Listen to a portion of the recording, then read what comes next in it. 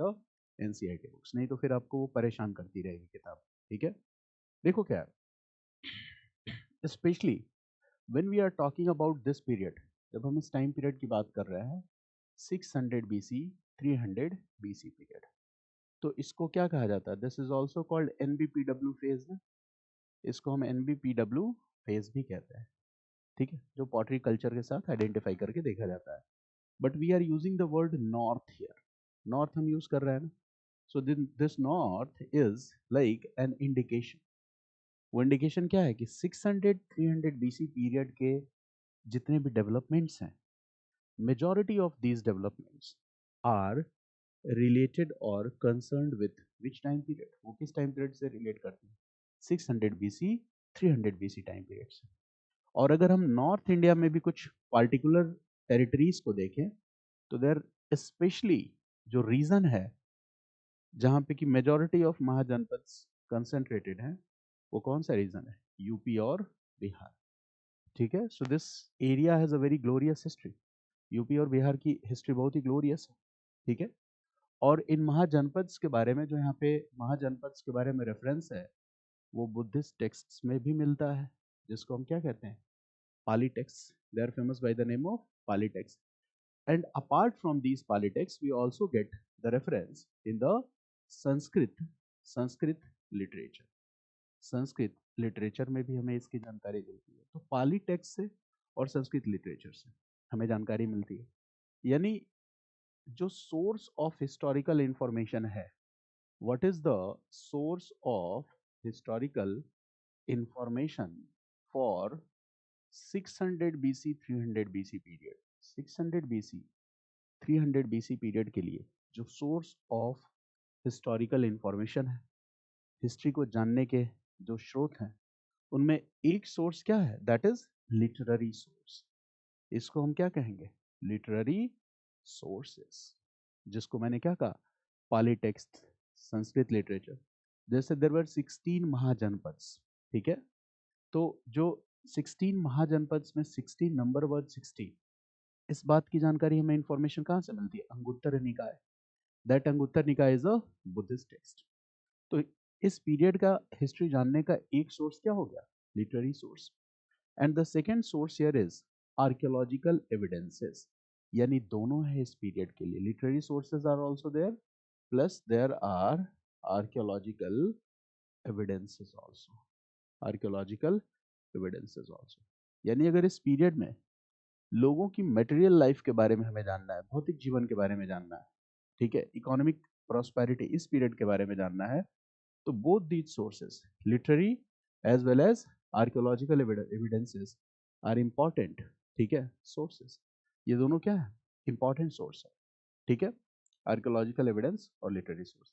जब हम archaeological evidence की बात करते हैं, तो यहीं पे हम बात करते हैं किसकी? NBPW की, नॉर्थर्न ब्लैक पॉटरी वेयर। जब आप आर्कियोलॉजिकल एविडेंसेस की बात करोगे, so you will talk here about north black polished where. Northern black polished where, यही है आर्कियोलॉजिकल एविडेंस, यही पुरातात्विक शोध। अब जैसे आपकी एनसीईआरटी बुक में बताया भी गया है कि नॉर्थ का मतलब क्या है, ये तो आपको पता ही है कि majority of these potteries have been found from the northern part, north India से मिला है। सबसे ज्यादा रिवेंस कहाँ से मिले हैं? अंग से मिले हैं, जो मैं आपको पहले बता चुका हूँ। तो ये NBPW है, नॉर्थ ब्लैक पॉलिश्ड वेयर। इसके बारे में आपकी बुक में बताया गया, पहली बात बताई गई, ये क्या है? So this is a very glossy shining type of pottery, very glossy and shining type of pottery. It is a very glossy and shining type of pottery. Very glossy and shining type of pottery. पहली बात तो ये बताई गई, very glossy and shiny. The second point, it was made up of very fine fabric. यानी कि the material that was used in making this pottery was very excellent. ठीक है, एक्सीलेंट मटेरियल यूज किया गया था इस पॉटरी बनाने में। Fabric was very fine, excellent material use किया गया था, और तीसरी बात जो बताई गई कि हो सकता है दिस माइट बी पॉसिबल, एक पॉसिबिलिटी है कि ये जो पॉटरी है, ठीक है, ये रिच पीपल के टेबल वेयर के रूप में यूज की जाती है। This is apparently we can say this might be a possibility that this pottery was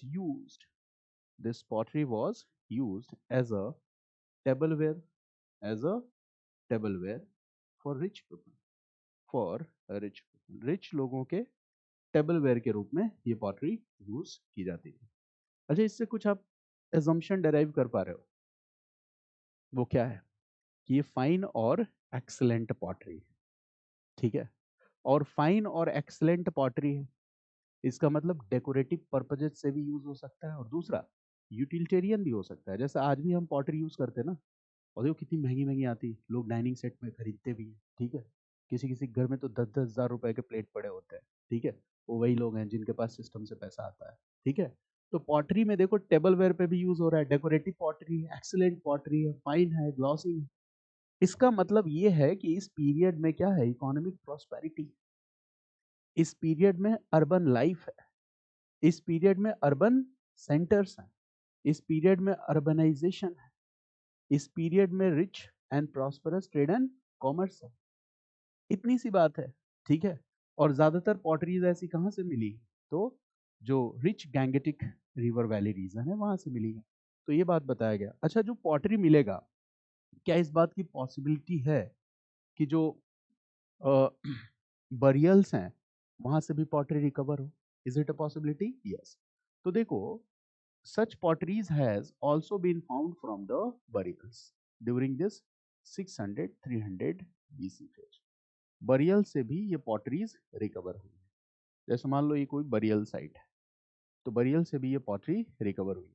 ये सबसे मतलब इंपॉर्टेंट बात है कि this potteries are also found in the burials, ठीक है, ये चीज है। अच्छा, बरियल्स में पॉटरी मिल रहा है और पॉटरी के साथ साथ आयरन टूल्स एंड इम्प्लीमेंट्स भी मिल जा रहा है। तो इसका मतलब क्या है कि iron tools and implements were also widely used and frequently used. अच्छा, बरियल्स को देख के भी हम ये अंदाजा लगा सकते हैं, ठीक है, कि गरीब आदमी का है कि अमीर आदमी का ये बरियल है, ठीक है, on the basis of the goods that are contained in those burials. उन बरियल्स में जो गुड्स हैं उनको देख के हम आसानी से अंदाजा लगा सकते हैं। तो देखो, दो चीजें हैं, एक तो हो गया NBPW पॉटरी और दूसरा हो गया आयरन इम्प्लीमेंट्स जो डिस्कवर हुए हैं इस टाइम में। ये दोनों इंपॉर्टेंट रोल प्ले करेंगे, they will like the archaeological evidences. इसके बाद जो दूसरी सबसे इंपॉर्टेंट बात है कि some ring wells have been discovered, ठीक है, कुएं बने हुए मिले हैं और इन कुओं को बनाने में बर्न्ड ब्रिक्स का यूज किया गया है। Burned bricks have been used, ठीक है, in making these ring wells. Burned bricks का यूज भी मिला है in making these ring wells. इससे क्या इंडिकेशन है बताओ? लेटर वैदिक पीरियड में बर्न्ड ब्रिक्स था? नहीं। ऋग्वैदिक पीरियड में बर्न्ड ब्रिक्स था? नहीं। इंडस वैली सिविलाइजेशन में बर्न्ड ब्रिक्स था? यस। क्या वो अर्बनाइजेशन का फेज था? हाँ। 600-300 BC पीरियड रिंग वेल्स मिले हैं जिनमें क्या यूज ऑफ बर्न्ड ब्रिक्स है। तो can we say that it was having an urban life? Urban life था। तो ये बताओ, ये जो यूज ऑफ बर्न्ड ब्रिक्स और जो रिंग वेल्स मिले हैं, they are also what?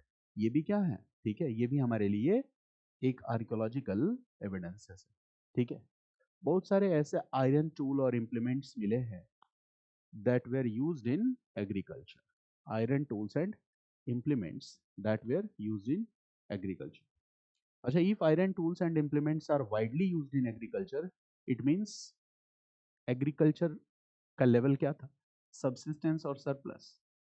Surplus. कितना आसान है हिस्ट्री समझना, बस थोड़ा सा रुक के पेशेंस के साथ चैप्टर को पढ़ोगे ना, तो हिस्ट्री से इजी कोई सब्जेक्ट ही नहीं है। अब देखो, आपको चीजें एकदम याद होती जा रही है ना, ठीक है, कि भाई बर्न्ड ब्रिक्स मिला तो इससे क्या पता चलता है, ठीक है। अगर wide use of iron tools and implements जो एग्रीकल्चरल टूल्स है वो मिलते हैं, इसका मतलब ये है कि it was a phase where, ठीक है, एग्रीकल्चर भी जो था it was in a prosperous condition. Agriculture भी प्रॉस्परस था। इसके अलावा हमें क्या मिल जाता है? पंच मार्क्ड कॉइन्स भी मिल जाते हैं, PMCs, punch marked coins. These are the coins, और ये सबसे बड़ी बात, these are the metallic coins. ये मेटेलिक कॉइन्स है. These punch marked coins are the metallic coins. ठीक है. और on these coins some marks और impressions are punched. ठीक है, उस पे कुछ marks और impressions को punch किया गया है, इसीलिए इसको हम कहते हैं punch marked coins. अच्छा, ज्यादातर according to R S Sharma mostly जो पीएमसीज हैं 600 300 बीसी पीरियड के, ये किस चीज के बने हुए हैं? सिल्वर के. According to R S Sharma कि mostly the PMCs of 600-300 BC period are made up of silver. 600-300 BC period में जो पंच मार्क कॉइन्स हैं वो ज्यादातर किस चीज के बने हुए हैं? सिल्वर के. और फिर वो ये भी कहते हैं कि इसके बाद कॉपर के बने हुए भी. Probably copper 2. He is using the word probably copper 2. ठीक है. So probably copper 2, probably copper 2, copper 2, but mostly silver. Okay, तो ये एक्यूरेसी के साथ आप कह सकते हो. अब बताओ कि looking at these developments, okay, can you say that this 600 BC 300 BC period, here the material life of people is indicating towards urbanization. क्या इंडिकेट कर रहा है? अर्बनाइजेशन की तरफ. Yes, the material life of the people is indicating towards urbanization. So in ancient Indian history, this will be first urbanization or second urbanization. ये क्या होगा? First urbanisation होगा कि सेकंड अर्बनाइजेशन? Second urbanisation. तो अब आपको एक फैक्ट और पता हो गया कि 600-300 BC period is the phase of second urbanization. क्या इस बात को हम ऐसे भी कह सकते हैं कि NW, sorry, 600-300 BC period, can we say this NBPW phase? कोई प्रॉब्लम? टेक्निकल वर्ड हो गया. 600-300 BC पीरियड को आप क्या कह सकते हो? NBPW फेज भी कह सकते हो. 600-300 BC पीरियड को एज ऑफ बुद्धा भी कह सकते हो. 600-300 BC पीरियड को और क्या कह सकते हो? सेकेंड अर्बनाइजेशन फेज भी कह सकते हो. 600-300 BC पीरियड को क्या कह सकते हो? स्टेट फॉर्मेशन एरा भी कह सकते हो. So you can use various kind of words for this particular time period 600 BC 300 BC period. तो वर्ड्स को भी समझना होता है because in different books different kind of keywords are used. तो जब तक आप बेसिक नहीं समझते हो, आप इस कीवर्ड को डिकोड ही नहीं कर पाते. This phase can also be called age of Buddha. This phase can also be called second urbanization. Second urbanization. This phase can also be called the state formation era. We can use different words for this phase. अलग अलग words use कर सकते हैं. तो we can say that 600 BC period, 600 BC period, 600 BC period marks the beginning of NBPW phase. ये line आपकी NCERT book में लिखी हुई है कि 600 BC period marks the beginning of NBPW phase. 600 BC period marks the beginning of NBPW phase. इस line का मतलब समझ गए? आपकी बुक में लिखा हुआ है. लाइन का मतलब भी समझना. एक और बात समझो, क्या हम ये कह सकते हैं कि 600 BC period marks the beginning of second urbanization in India? हाँ, इसी बात को हम ऐसे भी कह सकते हैं कि 600 BC period marks the beginning of second urbanization in India. We can also say that 600 BC period marks the beginning of state formation era in India. Okay, तो basically the first line has been used in your book. It marks the beginning of second urbanization in India. ठीक है. अब देखो क्या और कुछ इसमें बातें बताई गई. ये कहा गया है कि when we talk about Indus Valley civilization or Harappan civilization, we know that this civilization declined in 1750 BC. ठीक है. इसके बाद there is a transition phase. Finally, what we say that Vedic age is the time period between 1500 to 600 BC. ये वैदिक phase का time period है. ये आपके एनसीईआरटी बुक में लिखा हुआ है इसलिए बता रहा हूँ. तो यहाँ पे जो गैप है वो लगभग कितना है? 1500 to 600 BC के बीच में. This is the gap of almost 1000 years. ये लगभग लगभग कितने साल का गैप है? Almost 1000 years. 900 means almost 1000 year. यानी हमने क्या देखा कि फर्स्ट अर्बनाइजेशन और 600 300 बीसी पीरियड में क्या है? Second urbanization. इन दोनों के बीच में जो गैप है, it is a gap of 1000 years. यानी कि अर्बन फीचर्स और कैरेक्टरिस्टिक्स को डेवलप होने में पूरे के पूरे कितने टाइम लग गया? पूरा का पूरा 1000 साल लग गया। और जब ये डेवलप हुआ तो कहाँ डेवलप हुआ? तो ये डेवलप हुआ मिड गैंगेटिक बेसिन में डेवलप हुआ। मिड गैंगेटिक बेसिन में डेवलप हुआ। This has been written in your NCERT book. When it developed in the mid Gangetic basin, and in this mid Gangetic basin the second urbanization began. दूसरे शहरीकरण की शुरुआत हुई। The second urbanization began. ठीक है। Now some cities names have been mentioned in your NCERT book. रट्टा नहीं मारना है। These the name of these towns आपको you don't have to, ठीक है, cram all these names, आपको पढ़ते पढ़ते याद हो जाएगा। Some names have been given। ठीक है, कौन कौन सा नाम दिया गया आप पहले से जानते हो। One name is Kaushambi. क्या था ये important town 600 BC period 300 BC period में? यस। दूसरा नाम बताया गया श्रावस्ती। अब इससे आप एंशियंट इंडिया के पुराने शहरों के नाम से भी फेमिलियर हो रहे हो। ठीक है। अयोध्या, इस शहर की भी बहुत ही पुरानी आइडेंटिटी है। ठीक है। The next name that has been mentioned is Kapilavastu. Varanasi, Kapil वस्तु। ठीक है। और एक शहर का नाम दिया गया है दैट इज वाराणसी। ठीक है। देन वैशाली, राजगीर, ये सब शहरों का नाम दिया गया है। वैशाली का नाम दिया गया है। देन राजगीर। ठीक है।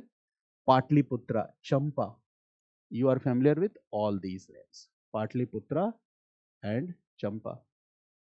चंपा, चंपा, चंपा तो कैपिटल है ना, बताइए आपको। ठीक है। अगर मान लो इंटरव्यू में आपसे पूछ लिया जाए, ठीक है, कि एंशियंट इंडिया के, है ना, 5 इंपॉर्टेंट टाउन्स का नाम बताओ, या मिडिवल इंडिया में जो 5 इंपॉर्टेंट टाउन्स है उनका नाम बताओ। पूछा जा सकता है कि नहीं? This is a very basic question. ठीक है। तो अब हम फैमिलियर है। या आपसे पूछा जा सकता है कि सबसे पुराने 2 शहर आपकी नज़र में कौन से थे हिंदुस्तान में? तो आपका आंसर क्या होगा? बताओ। हस्तिनापुर, कौशाम्बी। याद है लेटर वैदिक पीरियड में वो डेवलप हो रहे थे। तो देखो कितना आसान हो गया। अब these towns have been given. Now the historian R S Sharma is saying that excavation took place in these urban centres. इन सभी जगहों पे क्या हुए? एक्सकवेशंस हुए। सारा रट्टा नहीं मारना है, मैं जानबूझ के आपको समझा रहा हूँ कि वो पूरा थॉट आपके दिमाग में जाके फिक्स हो जाए। ठीक है। हर चीज नहीं रटनी है। जो इंपॉर्टेंट होगा मैं मार्क करवा दूंगा, वही हाईलाइट करना, वही रिवाइज करना। यहाँ पे एक्सकवेशंस हुए। ठीक है। और इन एक्सकवेशन से हमें, ठीक है, साइंस ऑफ इनहैबिटेशन भी मिला। We also get signs of inhabitation. ठीक है। लोगों के बसावट का प्रमाण भी मिला। We also got signs of inhabitation. लोगों के बसावट का भी एविडेंस मिला। बट यहाँ पे जो घर बने हुए थे, जो हाउसेस बने हुए थे, बेसिकली वो मड हाउसेस थे। वो कैसे हाउसेस थे? मिट्टी के बने हुए घर थे, मड हाउसेस थे। ठीक है। ये बात इन्होंने कही कि यहाँ पे जो भी हाउसेस मिले हैं वो कैसे हैं? Mud houses. अच्छा, इन मड हाउसेस में ऐसी पॉसिबिलिटी है कि इसमें क्या यूज किया गया हो? वुड यूज किया गया हो, लकड़ी का इस्तेमाल किया गया हो। यानी जो कॉमन हाउसेस हैं इनको बनाने में बर्न्ट ब्रिक्स का यूज नहीं दिख रहा। यानी burnt bricks use was not very much popular. कितनी इंपॉर्टेंट बात है। अगर मान लो यही स्टेटमेंट में पूछ दिया जाए तो फिर तो लाइन बाय लाइन पीपीटी वाले टीचर और बच्चे फेल कर जाएंगे। ऐसे लिख दिया जाए, burnt bricks use was very popular in the age of second urbanization during 600 BC 300 BC period. It was not very popular. Burnt bricks हमें कहाँ से मिला है? तो जो रिंग वेल्स हैं, कुएं मिले हैं, यहां से हमें बर्न्ट ब्रिक्स तो मिला है। बट यहाँ पे जो कॉमन हाउसेस कंस्ट्रक्ट हो रहे हैं वो बेसिकली कैसे बने हुए हैं? मड बेस्ड हाउसेस हैं। घास फूस की झोपड़ी भी हो सकती है, हट लाइक स्ट्रक्चर्स भी हो सकते हैं, और वुड है। ठीक है। अच्छा बताओ, मड हाउसेस और वुड्स हैव बीन यूज्ड, तो दीज आर पेरिसेबल आइटम्स, तो इनके डैमेज हो जाने का भी पूरा चांस है। ठीक है। तो क्या हमें कोई पैलेस जैसा सॉलिड स्ट्रक्चर मिला है क्या महाजनपद एरा से? तो इसका आंसर है नहीं। कोई पैलेस जैसा सॉलिड स्ट्रक्चर नहीं मिला है, but some references said that from Patna, कुछ रेफरेंसेस ऐसे भी हैं जो ये कहते हैं कि wooden palisades has been discovered from near Patna. Patna जो है उसके आसपास से हमें वुडन पैलिसेड्स मिले। ठीक है, वुडन पैलिसेड्स का मतलब ये है कि एक बड़ा घर जो मतलब काफी बड़ा हो, ठीक है, और उसमें लकड़ी का इस्तेमाल किया गया हो। लकड़ी का महल भी नहीं कह सकते, वुडन पैलेसेस नहीं कह सकते, but these are big houses. ठीक है, तो इंपॉर्टेंट लोगों के हाउसेस रहे होंगे, वुड रेलिंग्स यूज की गई जिसमें वुड मैसिव अमाउंट में यूज किया गया है, तो ऐसा कुछ स्ट्रक्चर हमें मिला है। ठीक है, और इसमें वुड रेलिंग्स वगैरह बनी हुई है। So this has been discovered from Patna. ठीक है, तो ये चीज आगे भी कंटिन्यू, जैसे Mauryan period you can write, है ना, Kumhrar near Patna, Kumhrar, this is a site near Patna. और यहां से हमें क्या मिला है, remains of wooden palaces, remains of wooden palaces. ठीक है, ये रिमेन्स है, कोई फुल स्ट्रक्चर नहीं, कंप्लीट स्ट्रक्चर नहीं। Kumhrar is a site near Patna, this fact is very important, highlight कर लेना इसको। कुम्हरार इन पटना, कुम्हरार इन पटना हाईलाइट कर लेना, इंपॉर्टेंट प्रॉब्लम्स। कुम्हरार इन पटना, वहां से हमें क्या मिला है, रिमेन्स ऑफ वुडन पैलेसेस। ठीक है, लकड़ी के बने हुए महल के अवशेष मिले हैं। These are not complete structures, they are remains only. वो complete structures नहीं है, केवल और केवल क्या है, remains है। तो अचानक थोड़ी ना बन गया होगा, उसके बनने की शुरुआत कुछ टाइम पहले से हुई होगी ना। मेरी बात समझ गया ना? ठीक है, शुरुआत तो पहले हुई होगी ना। जैसे आज देखो, अब आपके पास वो आईपैड है, और आईपैड का साइज भी कम होता चला जा रहा है, लेकिन शुरुआत तो हमने उससे की थी ना, डेस्कटॉप वाले कंप्यूटर से। ठीक है, जिसने शुरू शुरू में लिया था, घर में किसी को आने नहीं देता था, लोग जूते वूते उतार के आते थे कमरे में। ठीक है, टेबल पे रखा होता था कि डस्ट वस्ट न चला जाए, शुरू में जिन लोगों ने कंप्यूटर परचेज किए थे। ठीक है, तो देखो क्या शुरुआत कभी से तो होती है ना। तो अब इससे क्या आपने समझा कि 600 BC 300 BC period wooden structures थे, इस बात की पॉसिबिलिटी है, क्योंकि इसके बाद वाले फेज में मौर्यन पीरियड में कुम्हरार पटना से हमें वुडन पैलेसेस के रिमेन्स मिले हैं। ठीक है, अब एक बात समझो, इसका एक दूसरा कंक्लूजन क्या डेराइव होता है कि burnt brick structures were popular और not, so the answer is no. तो right important note, during 600-300 BC period use of burned bricks was not very popular. जैसे मुझे क्वेश्चन बनाना हो तो मैं ऐसे ही क्वेश्चंस बनाऊंगा एनसीईआरटी से, बिल्कुल नए क्वेश्चंस होंगे। ठीक है, द यूज ऑफ, अभी नहीं बनाऊंगा, 2-4-6 महीने बाद बनाऊंगा, नहीं तो तुरंत कॉपी हो जाएगा। मुझे लोग जानते नहीं, मुझे तो अभी 2-3 महीने से लोगों ने जानना शुरू किया for the last 2 to 3 months जब से वीडियोस बना रहा हूँ। ठीक है, तो कुछ टाइम बाद। ठीक है, अभी लेक्चर तो कॉपी होगा ही, मुझे पता है। ठीक है, तो आपने लिख लिया वुडन पैलेसेस, राइट? हाँ, लिख लिया आपने, use of burned bricks was not very popular. ठीक है, only in some ring wells, लिख लो ओनली। हाँ, यस, विपिन टेक रेस्ट। ठीक है, और मैं आपको लिंक शेयर कर दूंगा, क्लास देख लेना। ठीक है ना, राइट? मैसेज कर देना, मैं आपको शेयर कर दूंगा। ठीक है, तबीयत खराब है, आप आराम करिए। ठीक है, wooden wells have been used, note कर लिया। Use of burned bricks was not very much popular at that time. ठीक है, और उसको लिख लेना इंपॉर्टेंट, हाईलाइटर्स मार्क करो इसको, ये क्या है, इंपॉर्टेंट है। ठीक है, use of burned bricks is important. Houses, अब देखो क्या है, एक और एग्जांपल दिया हुआ है। ठीक है, हाउसेस के बारे में क्या बताया गया, हाउसेस इन 600-300 BC पीरियड। अब तो आपको याद हो गया कि mud bricks, mud based houses, mud bricks maybe have been used plus wooden structures have been used। ठीक है, इसके बाद ये है कि कुछ पाली टेक्स्ट जो है ना, there are some Pali text और Pali literature, there are some Pali text और literature which refers or mentions about 7 storied houses, 7 storied houses। ठीक है, 7 मंजिला घर। आपकी एनसीईआरटी में लिखा हुआ है कि some Pali text refer that there were 7 storied houses also। कुछ पाली टेक्स्ट ने ये रेफर किया है कि जो 7 storied houses थे वो भी थे। बट क्या हम इस बात को सही मान सकते हैं? The answer is no, because इसका एविडेंस डिस्कवर नहीं हुआ है। The evidence for this has not been discovered. ठीक है ना, तो you can write this, okay. कि the evidence for this has not been discovered. लिख लो इस चीज को। 7 storied houses mentioned in Pali text, but the evidence for this has not been discovered.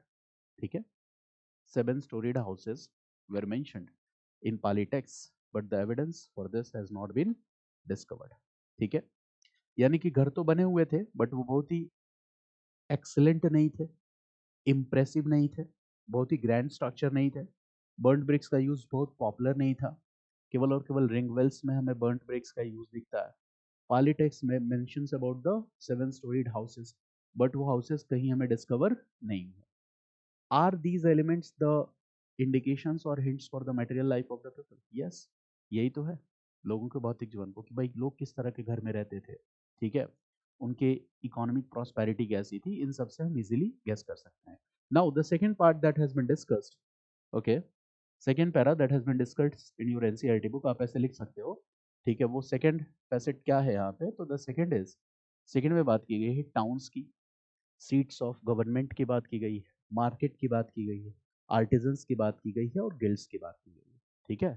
तो in second para you will find कि towns की बात की गई है, सीट्स ऑफ गवर्नमेंट की बात की गई है, आर्टिजन्स की बात की गई है, ठीक है, एंड गिल्ड्स, इन सब की बात की गई है।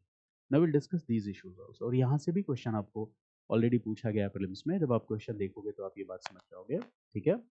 तो देखो, जैसे गवर्नमेंट है आज, आज जो गवर्नमेंट है, जैसे मान लो कि डिस्ट्रिक्ट एडमिनिस्ट्रेटिव अथॉरिटी भी जो है, तो उसका एडमिनिस्ट्रेटिव सेंटर क्या होता है, डिस्ट्रिक्ट ही तो होता है ना। उसके बाद एडमिनिस्ट्रेटिव सेंटर कहाँ होगा, स्टेट में होगा। उसके बाद एडमिनिस्ट्रेटिव सेंटर कहाँ होगा, सेंटर में होगा, ठीक है। आज भी वैसे सिस्टम चलता है। तो आर एस शर्मा ये लिखते हैं कि many towns of that time, many towns at that time were the seats of government. Many towns were the seats of government. ठीक है ना, many towns were the seats of government. जैसे if I say Magadh, Pataliputra, Rajgriha या वैशाली, ठीक है, या Champa, all these were the seats of government or not? हाँ, सारे के सारे क्या हो गए, सीट्स ऑफ गवर्नमेंट, ठीक है। वो सीट्स ऑफ गवर्नमेंट कैसे बन गए और वहीं पे एडमिनिस्ट्रेटिव सेंटर क्यों बना, इसके बारे में हमारे पास कोई बहुत ज्यादा पुख्ता हिस्टोरिकल एविडेंस नहीं है। But this might be possibility कि कहीं पे भी जो इंपॉर्टेंट इकोनॉमिक सेंटर होता है, ठीक है, इकोनॉमिक सेंटर होगा तो क्या होगा, धीरे धीरे, मान लो if suppose this is a river valley region, ठीक है, यहाँ पे एग्रीकल्चर सरप्लस हो रहा है, तो एग्रीकल्चर सरप्लस की वजह से यहाँ पे क्या होगा, डाइवर्सिफिकेशन ऑफ क्राफ्ट्स होगा, ठीक है, economic activities will increase, and when economic activities will increase, तो यहाँ पे क्या बन जाएंगे, मार्केट्स। और जब मार्केट्स हो जाएंगे तो मार्केट्स के साथ साथ यहाँ पे क्या होने लगेगा, हैबिटेशंस, बसावट लोगों का, ये इंक्रीज होने लगेगा। Market centres will appear, market centres appear होंगे। और इन सारी चीज़ों को चलाने के लिए, ऑपरेट करने के लिए किसको आपको ज़रूरत पड़ेगी, एक एडमिनिस्ट्रेशन की ज़रूरत पड़ेगी, ठीक है। तो this might be a region कि different cities, many towns during the 600 BC 300 BC period emerged as the seats of government, ठीक है। But this is our speculation कि शायद ये रीजन रहा है, but we are not very sure ये रीजन रहा है। समझ पा रहे हो मेरी बात को, ये हमारी स्पेकुलेशन है, ठीक है, कि माइट बी पॉसिबल कि ये रीजन रहा होगा कि ये। अब इसमें क्या होगा बताओ, मार्केट्स हैं तो different kind of craft activities यहाँ पे होंगी कि नहीं, yes, there will be different kind of craft activities. When there will be different kind of craft activities, तो यहाँ पे क्राफ्ट्समैन रहेंगे कि नहीं, यस। जैसे मेटल क्राफ्ट रहेगा, तो मान लो आयरन क्राफ्ट है तो ब्लैक स्मिथ रहेगा, ठीक है। सिल्वर क्राफ्ट है तो सिल्वर स्मिथ रहेगा। तो इसी को हम क्या कहते हैं, there are different kind of craft activities, and according to these craft activities there are different kind of artisans also. वहाँ पे आर्टिजन्स भी रहेंगे। क्राफ्ट्समैन में जैसे अगर मैं बात करूँ, वो क्राफ्ट्समैन कौन कौन से हो सकते हैं, फॉर एग्जाम्पल स्मिथ्स। स्मिथ में अगर आयरन का काम कर रहा है तो वो क्या हो जाएगा, आयरन स्मिथ, ठीक है ना। अगर वो कॉपर का काम कर रहा है तो वो क्या हो जाएगा, कॉपर स्मिथ, ठीक है। अगर वो सिल्वर का काम कर रहा है तो he will be the silver Smith, ठीक है ना। अच्छा मान लो वुड बेस्ड ऑब्जेक्ट्स, लकड़ी का टेबल कुर्सी जो बना रहा है वो क्या हुआ, बड़े ही हुआ, कारपेंटर हुआ। तो उस समय का एक सबसे इंपॉर्टेंट आर्टिजन कौन हो जाएगा, कारपेंटर्स भी हो जाएंगे, ये भी एक इंपॉर्टेंट आर्टिजन हो जाएंगे कि नहीं। ठीक है। अच्छा, leather works will be an important craft or not? Yes, leather works will be an important craft. अच्छा, textiles will be an important craft or not? Yes, textile cloth manufacturing, cloth manufacturing आपको पता ही है, Banaras was famous for this cloth manufacturing. तो textile cloth make, इसके अलावा pottery, pottery तो होगा ही होगा, ठीक है, पॉटरी भी होगा, ठीक है। तो potters will be also an important crafts. तो different kind of craft activities will be concentrated around these towns, ठीक है। अब क्या हुआ कि ये जो different kind of craft activities थी, ठीक है, तो there are the reference of guilds and 18 types of guilds have been mentioned during 600-300 BC period. 18 types of guilds have been mentioned during 600 BC, 300 BC period. R. S. Sharma writes this, that 18 types of guilds were mentioned. अभी guilds क्या थे, this we need to understand, ठीक है। जैसे मान लो कि suppose हम एग्जांपल लेते हैं, ठीक है, चलो हम कॉटन टेक्सटाइल्स का ही ले लेते हैं, राइट, कॉटन टेक्सटाइल्स का ले लें, या कोई भी कारपेंटर का ले लो या लेदर वर्क का ले लो, you can take any example. Suppose we all are dealing in cotton textiles, ठीक है, वी आर क्लॉथ मर्चेंट्स। मान लेते हैं कि एक 100 लोगों का ग्रुप है शहर में, जो सारे के सारे लोग क्या है, क्लॉथ मर्चेंट्स है ना। तो उनका ट्रेड एंड कॉमर्स किससे जुड़ा हुआ है, ठीक है, टेक्सटाइल ट्रेड से जुड़ा हुआ है। तो वो सारे के सारे क्लॉथ मर्चेंट्स मिलके एक गिल्ड बना लेंगे, और वो गिल्ड क्या होगा, उसको श्रेणी भी कहते हैं। दोज गिल्ड्स आर कॉल्ड श्रेणीज और पुगास। तो देखो, गिल्ड्स के कई सारे नाम हैं, these are also popularly known as श्रेणीज, they are also known as पुगास। So all the cloth merchants, जैसे मान लो ये सारे क्लॉथ मर्चेंट्स हैं, A B C D E F G, इन सब ने मिलके अपना क्या बना लिया, एक गिल्ड बना लिया, श्रेणी बना ली। So this will be called guild of cloth merchants. इसको हम क्या कहेंगे, गिल्ड ऑफ क्लॉथ मर्चेंट्स। आज के टाइम वही तो एसोसिएशन है, होता नहीं है, चांदनी चौक के सभी दुकानदारों का अपना एक एसोसिएशन है, वैसे ही यहाँ पे अलग अलग क्राफ्ट्स का अपना एक गिल्ड था।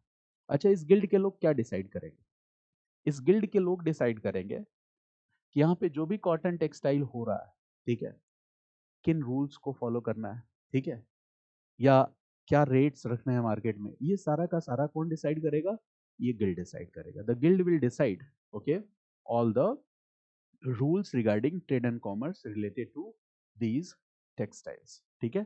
तो ऐसे there will be separate guilds, ठीक है।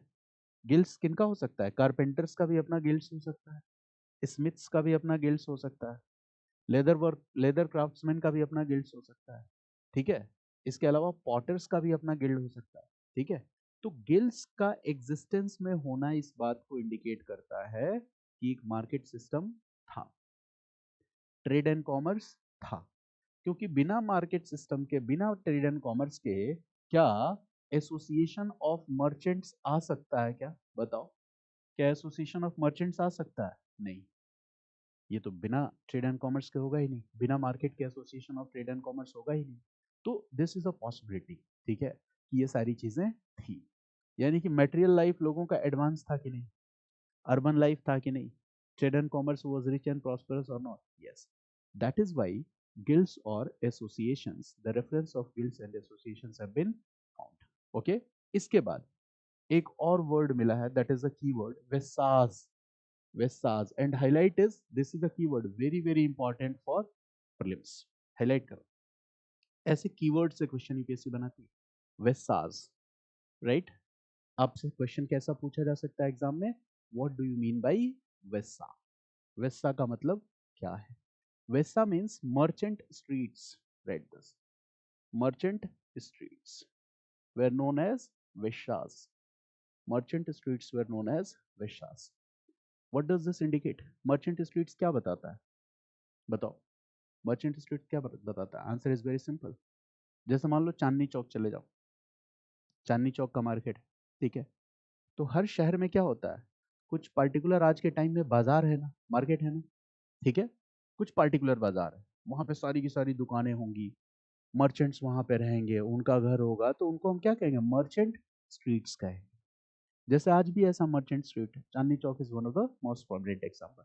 तो देखो, at that time between 600 300 BC period, if there are वेसाज और मर्चेंट स्ट्रीट्स, इसका मतलब क्या है, अर्बन लाइफ की तरफ इंडिकेट कर रहा है, ठीक है ना, कि मर्चेंट स्ट्रीट्स, एडमिनिस्ट्रेटिव सेंटर्स, तो this is also indicating towards an advance urban life और मटेरियल लाइफ। वेसाज और मर्चेंट्स का होना, okay, separate areas for merchants, markets, okay, separate areas where these traders were living, okay, that is called vesas, ठीक है। जैसे मान लो कहीं पे क्या होता है, हर शहर में आज भी चले जाओ, कोई ऐसा इलाका होगा, ठीक है, जहाँ पे केवल इलेक्ट्रॉनिक्स गुड्स मिलेंगे, कोई ऐसा इलाका होगा जहाँ पे केवल ब्राइडल कपड़े मिलेंगे, तो शादियों के सीजन में वहाँ पे भीड़ लग जाएगी, ठीक है। कोई ऐसा इलाका होता है शहर का जहाँ पे केवल म्यूजिकल इंस्ट्रूमेंट्स होते हैं। तो अगर शहर में ऐसी चीजें हैं, इसका मतलब क्या है, इट इज, मतलब इफ अगर किसी भी हैबिटेशन में इस तरह से सेटलमेंट्स मिलते हैं, it means that is a urban life. The same was present in the 600 BC 300 BC period also, because एक रेफरेंस है स्ट्रीट्स ऑफ आइवरी वर्कर्स। जैसे आज भी देखो शहरों में, ठीक है, जो सुनार होते हैं, ज्वेलर्स, उनका एक अलग ही कॉलोनी होता है, वहां पे सारी सुनारों की दुकानें होंगी लाइन से, ठीक है ना। जैसे कोचिंग है जहाँ पे है, वहां पे सारी कोचिंग एक साथ होंगी, तो यही तो अर्बन लाइफ को दिखला रहा है ना, ठीक है। तो देखो स्ट्रीट ऑफ आइवरी वर्कर्स भी हमें रेफरेंस मिला है, street of Ivory workers, street of Ivory workers, ठीक है। हाथी दांत की कारीगरी करने वाले कारीगर जहां रहते थे, इसका भी एक रेफरेंस मिला। We have also got a reference of those people who were doing crafts that are related to the ivory works, okay, so that is an important point। तो ये क्या दिखलाता है, all this indicates that the material life was advanced, it was a kind of urban life, trade and commerce was there, ठीक है। तो material life के बारे में पता चला ना हमें इन सबसे। अच्छा, अब सवाल ये आता है कि यहाँ पे जो क्राफ्ट्स हैं, फॉर एग्जाम्पल स्मिथ्स, ठीक है, ये क्राफ्ट का नेचर कैसा है, so the nature, now we have to make some assumption, हमें कुछ एजम्पशन करना पड़ेगा, और हम एजम्पशन क्या करेंगे कि नेचर क्या है, तो नेचर ये हो सकता है कि दिस कुड बी हेरिडिटरी, ये एक पॉसिबिलिटी हो सकती है कि the crafts were hereditary in nature, this is a possibility, and this is our assumption कि जो क्राफ्ट्स थे वो हेरिडिटरी थे, क्योंकि आज भी देखो ये कल्चरल कंटिन्यूटी में है, okay, in rural areas you will find,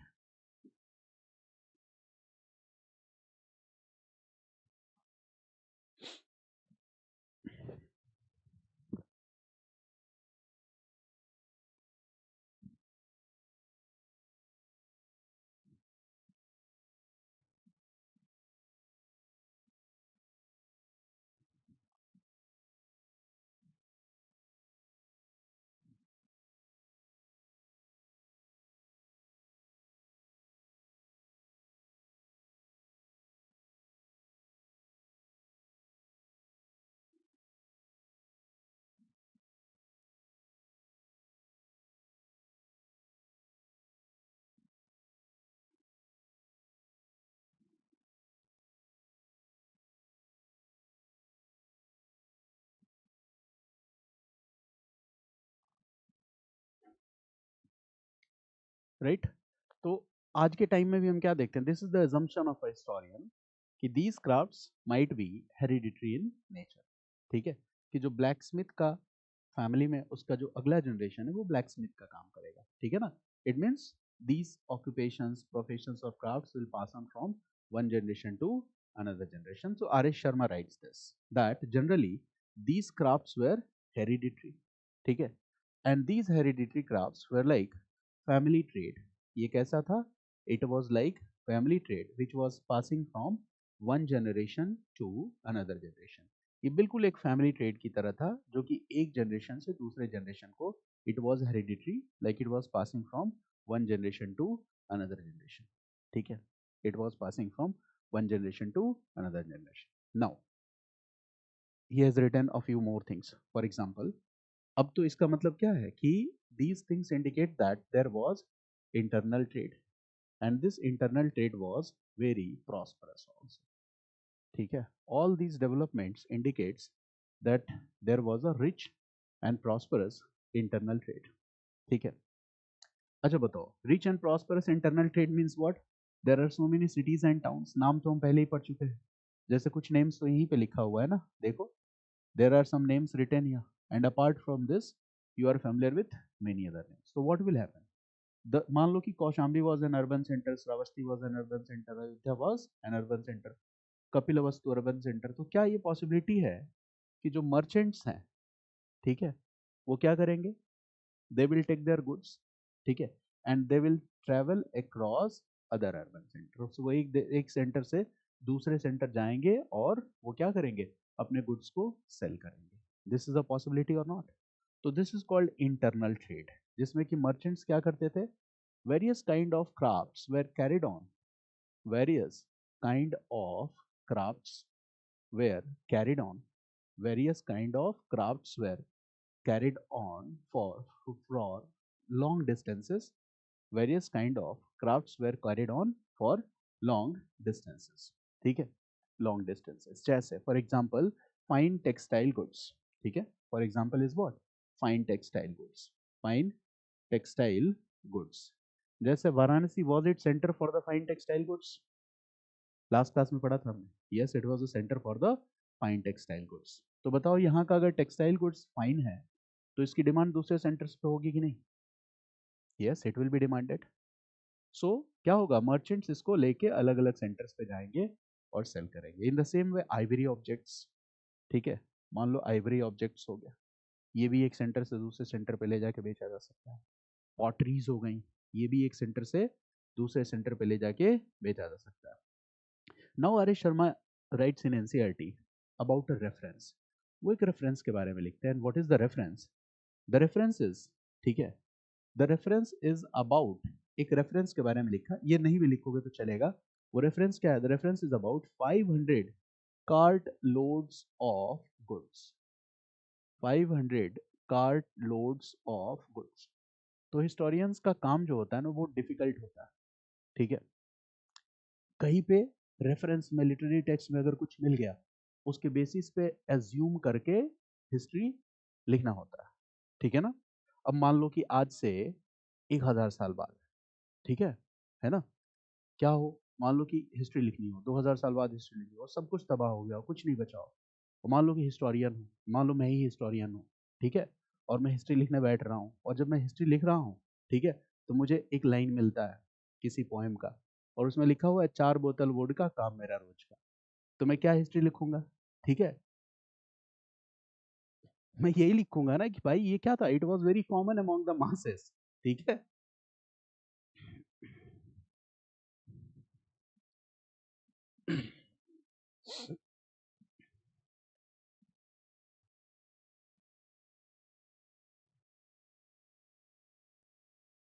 Okay, am I audible?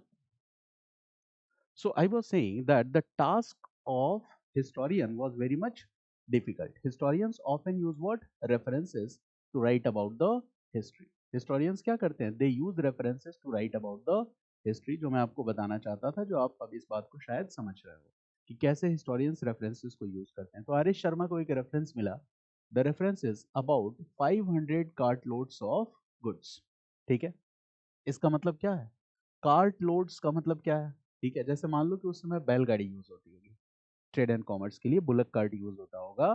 तो 500 कार्ट लोड्स ऑफ गुड, यानी कि ऐसी 500 कार्ट लोड्स ऑफ गुड्स का रेफरेंस है. इट इंडिकेट्स कि मर्चेंट्स एक शहर से दूसरे शहर ट्रेड एंड कॉमर्स के लिए जाते थे. This is a very important reference. Okay, there were various trade centres and merchants go from one centre to other trade centre. इन्होंने रेफरेंस भी दिया है, आपकी बुक में कुछ लिखा भी है तो उसको रट्टा नहीं मारना.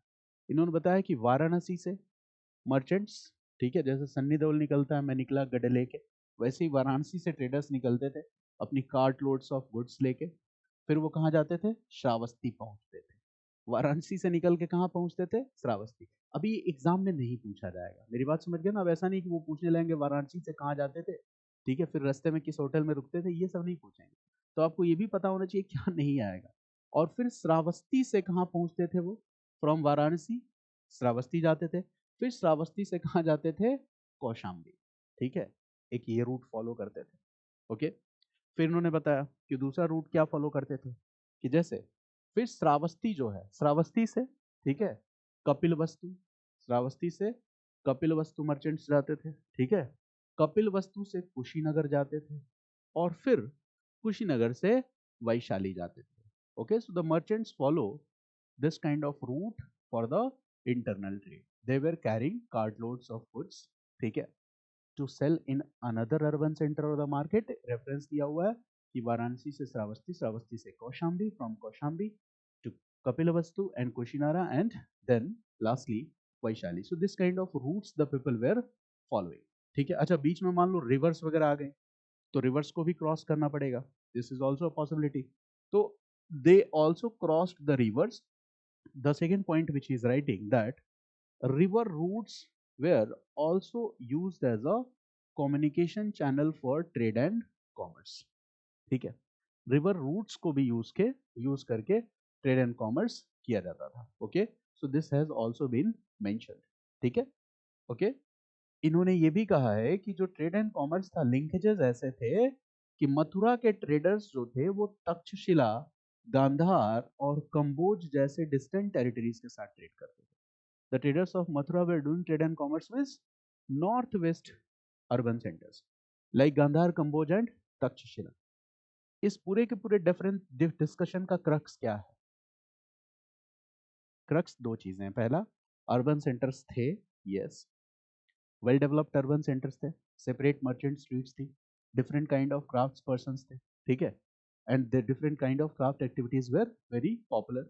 There were many urban centres. The merchants of one urban centre travel long distances to reach to other urban centers. ठीक है, there are reference of guilds, association of merchants or the traders.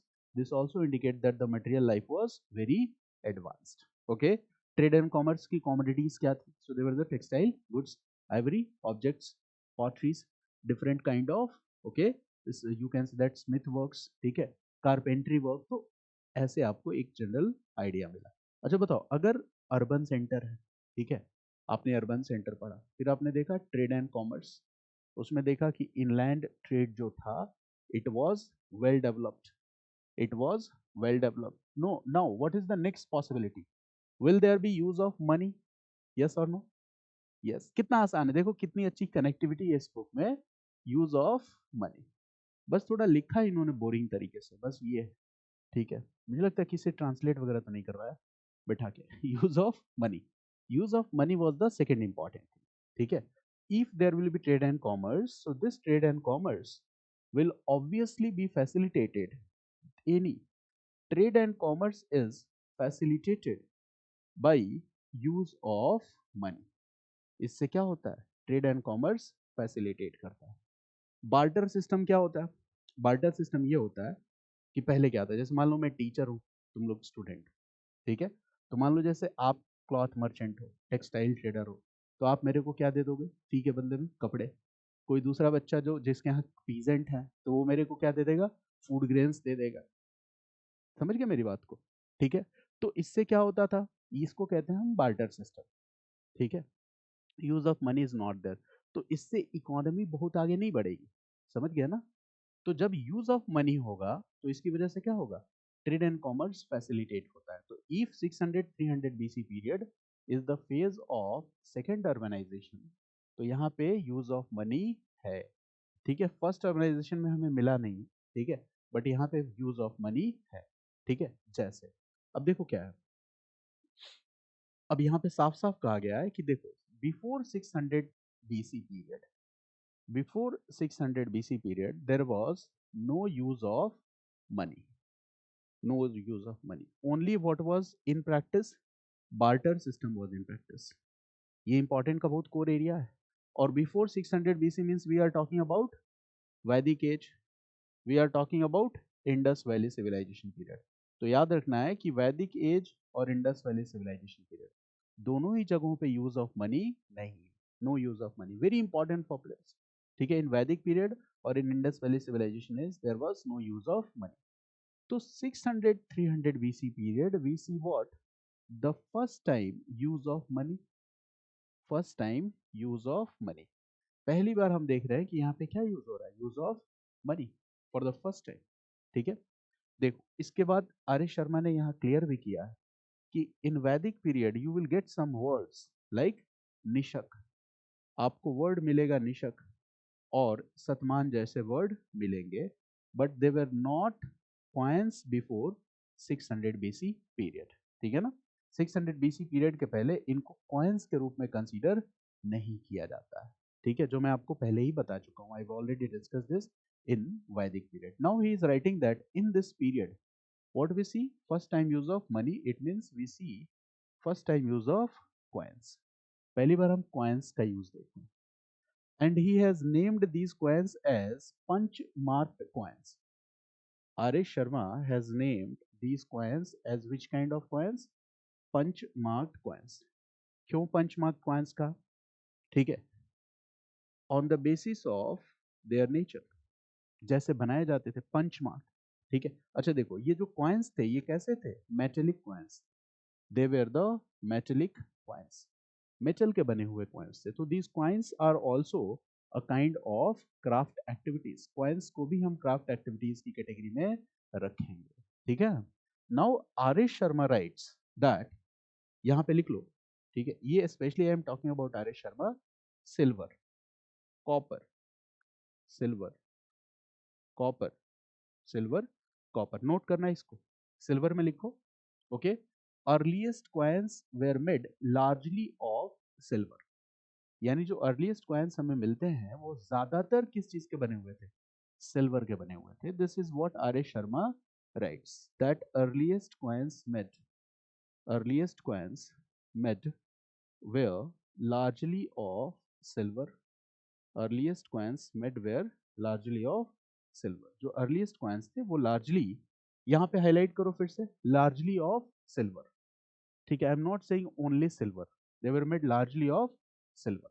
ठीक है, copper के बारे में क्या लिखते हैं? Are S Sharma writes that दो कॉपर कॉइन्स ऑल्सो अपीयर, दो copper coins also appear, copper coins also appear. अब यहाँ पे एक टेक्निकल क्वेश्चन मैं आपसे पूछ रहा हूँ कि सिल्वर कॉइन्स ज्यादा है कि कॉपर कॉइन ज्यादा है 600 300 बीसी पीरियड में? प्रीलिम्स का क्वेश्चन हो सकता है कि नहीं, एनसीईआरटी से। और कितना टेक्निकल है देखो, ऐसे ही हमारे सामने बुक होती है और क्या होता है, वहीं से क्वेश्चन आ जाता है और हम कर नहीं पाते। आप मेरी बात को समझ रहे हो, किस चीज को मैं एम्फेसाइज करता हूँ right from the first day, कि अगर हम पॉलिटी में लक्ष्मीकांत ही पढ़ रहे हैं, कोई जरूरत नहीं है, लक्ष्मीकांत की बुक पढ़ लो, उसके बाद एक गवर्नेंस की बुक आती है वो पढ़ लो, लेकिन उसको इतने बेहतरीन तरीके से पढ़ो कि वहां से कोई भी क्वेश्चन मिस ना करने पाए। यही ट्रिक है एग्जाम को क्लियर करने का, एक एक वर्ड पे नजर रहनी चाहिए। तो ये क्लियर हुआ, सिल्वर के कॉइन्स ज्यादा है। ठीक है, largely the coins are made of silver. Now R S Sharma also writes that why these coins are called punch marked, इन कॉइन्स को पंच मार्क्ड कॉइन्स क्यों कहते हैं? Why they are called punch marked coins, punch marked coins क्यों कहते हैं? ठीक है, so he says that these coins were punched with some marks or impressions, that is why they are called punch marked coins। In coins पे कुछ निशान, कुछ impressions को पंच कर दिया जाता था, इसलिए इसको हम पंच मार्क्ड coins कहते थे। तो we can simply write here that these coins were marked with some punch or impressions, these coins were marked with some पंच और इम्प्रेशंस। ठीक है ना, इन कॉइन्स पे कुछ पंच कुछ इम्प्रेशंस मार्क्स किए जाते थे, and that is why they are called punch marked coins. इसलिए इनको हम क्या कहते हैं? Punch marked coins. अब इन्होंने बताया भी है कि विच इम्प्रेशंस और मार्क्स वेर वेरी पॉपुलर, सबसे ज्यादा कौन कौन से मार्क्स और इम्प्रेशंस पॉपुलर है जो 600 300 बीसी पीरियड के कॉइन्स पे मिलते हैं। विच मार्क्स और इम्प्रेशंस वेर वेरी पॉपुलर? ठीक है, RS. Sharma writes that hill means पहाड़ियों का जो मार्क्स है, ये इंप्रेशंस है। Tree, fish, bull, tree, fish. अच्छा, बुल बार बार आ रहा है कि नहीं? बुल माइथोलॉजी इन एंशिएंट इंडियन हिस्ट्री। ठीक है, इसके बाद क्रेसेंट, चंद्राकार आकृति। ठीक है, crescent shaped impression, all these have been found, crescent shaped impressions have also been found. A majority of these punch marked coins have been, ठीक है, have been excavated from eastern UP and Magad region. ठीक है, majority of these punch marked coins have been excavated from eastern UP and Magad region. तो ये तो हम वैसे भी गेस कर सकते हैं, पहले ही पढ़ लिया कि सेंटर क्या था 600 BC 300 BC पीरियड में, यूपी और बिहार। बहुत सीधी सी बात है, यूपी में ईस्टर्न यूपी का वाला पार्ट था, ठीक है, और फिर बिहार में मगध। ओके, अब एक और बात लिखी आर एस शर्मा कि देखिए some coins have also been discovered from Takshashila, some PMCs have also been discovered from Takshashila. आपको पता है तक्षशिला कहाँ है? गांधार का कैपिटल तक्षशिला, और गांधार और कंबोज कहाँ था? नॉर्थ वेस्ट में था, ठीक है। तो कुछ कॉइन्स वहां से भी मिले हैं। इसका मतलब ये पूरे के पूरे महाजनपद का एक नेटवर्क था, और उस पूरे के पूरे नेटवर्क में क्या होता था? Trade and commerce. तो इस तरह से ये ट्रेड एंड कॉमर्स पॉपुलर था, ठीक है। Use of trade and commerce was very popular. R S Sharma also writes, R S Sharma ये लिखते हैं कि there are some Pali texts, क्योंकि देखो बुद्धिस्ट टेक्स्ट और संस्कृत लिटरेचर दो इंपॉर्टेंट सोर्स होगा ना, ये लिखना नहीं है, आपके समझने के लिए कि कुछ Pali text, there are some Pali text which says that use of coins was very popular. कैसे पॉपुलर था? यहाँ तक कि जो लेबरर्स थे उनके वेजेस भी कॉइन्स में लिए जाते थे, इसका मतलब use of coin was very popular. दो चीजें होती है ना, use of coin was there, दूसरी point use of coin was popular और नॉट। तो we will say that use of coin was popular, क्योंकि labourers are also getting their wages, okay, in the form of coins. और एक और reference दिया हुआ है, ठीक है, कि एक मरी हुई चूहिया का मूल्य भी सिक्कों से तय होता है। The price of a dead mouse is also, okay, estimated in terms of the coins. मतलब ये एक ऐसे एग्जाम्पल है, ठीक है, कि आप हर चीज का एक अनुमान लगा ले रहे हो, एक आपका एजम्पशन है कि किसका वैल्यू क्या होगा। तो use of these coins are also very popular, ठीक है, this is an important part.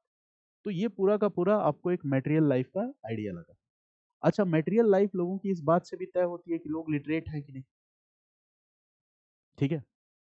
और लोगों की लिटरेसी के बारे में जानना हो तो सबसे पहले हमें कहाँ जाना पड़ेगा? राइटिंग, इसको देखना पड़ेगा। जैसे Indus valley civilization people were literate people. Why they were literate people? Because they are having a script, but we are illiterate, हम उसको पढ़ ही नहीं पाए हैं, we fail to decipher that, ठीक है।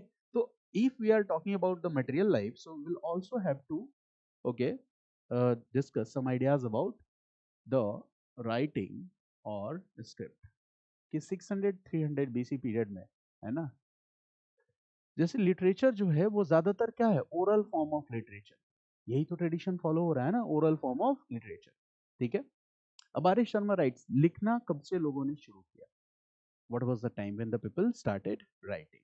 एक तो इंडस वैली सिविलाइजेशन वाला पीरियड, उसके बाद are S Sharma clearly rights that, ठीक है, कि मौर्यन पीरियड के कुछ पहले से, मौर्यन पीरियड, क्योंकि मौर्यन पीरियड में हमें क्या मिल जाता है? एडिक्ट्स एंड इंस्क्रिप्शंस, और edicts and inscriptions are the reference of writings. वो राइटिंग्स का ही तो रेफरेंस है जो हमें मौर्यन पीरियड में मिलता है। भाई एडिक्ट्स एंड उसमें इंस्क्रिप्शंस में क्या था? People were writing on the, ठीक है, हार्ड सर्फेसेस, ठीक है, जैसे पत्थर वत्थर पे लिखते थे, ये चीजें हैं, है ना। तो देखो what R S Sharma writes that writing started, right this, writing started, ये स्ट्रक्चर ड्रॉ करके लिखो, बहुत इंपॉर्टेंट पॉइंट है ये। Writing started a couple of centuries, a couple of centuries before, okay, Ashoka, a couple of centuries before Ashoka. Writing started a couple of centuries before Ashoka. इसको कहते हैं किसी बात को घुमा फिरा के कहना, सीधे सीधे नहीं कहना। आप बताओ, if writing started a couple of centuries before Ashoka, what does it mean? क्या कहना चाह रहा है? It started in Mahajanapada era, but we are not very much sure कि हम कौन सा टाइम पीरियड बताएं, ठीक है। तो ये limitations of the history of that time. तो देखो इसका मतलब this, he is clearly indicating that, देखो साफ साफ इन्होंने लिखा भी नहीं और एक हिंट भी दिया कि शायद ये राइटिंग कब स्टार्ट हुई होगी? 600 BC 300 BC के पीरियड के बीच में, but we can not say about the exact time, exact time कह नहीं सकते। और बहुत चालाक है आर एस शर्मा। और फ्यू सेंचुरीज बिफोर में तो वैदिक पीरियड भी आ जाता है, और फ्यू सेंचुरीज बिफोर में महाजनपदा एरा भी आ जाता है।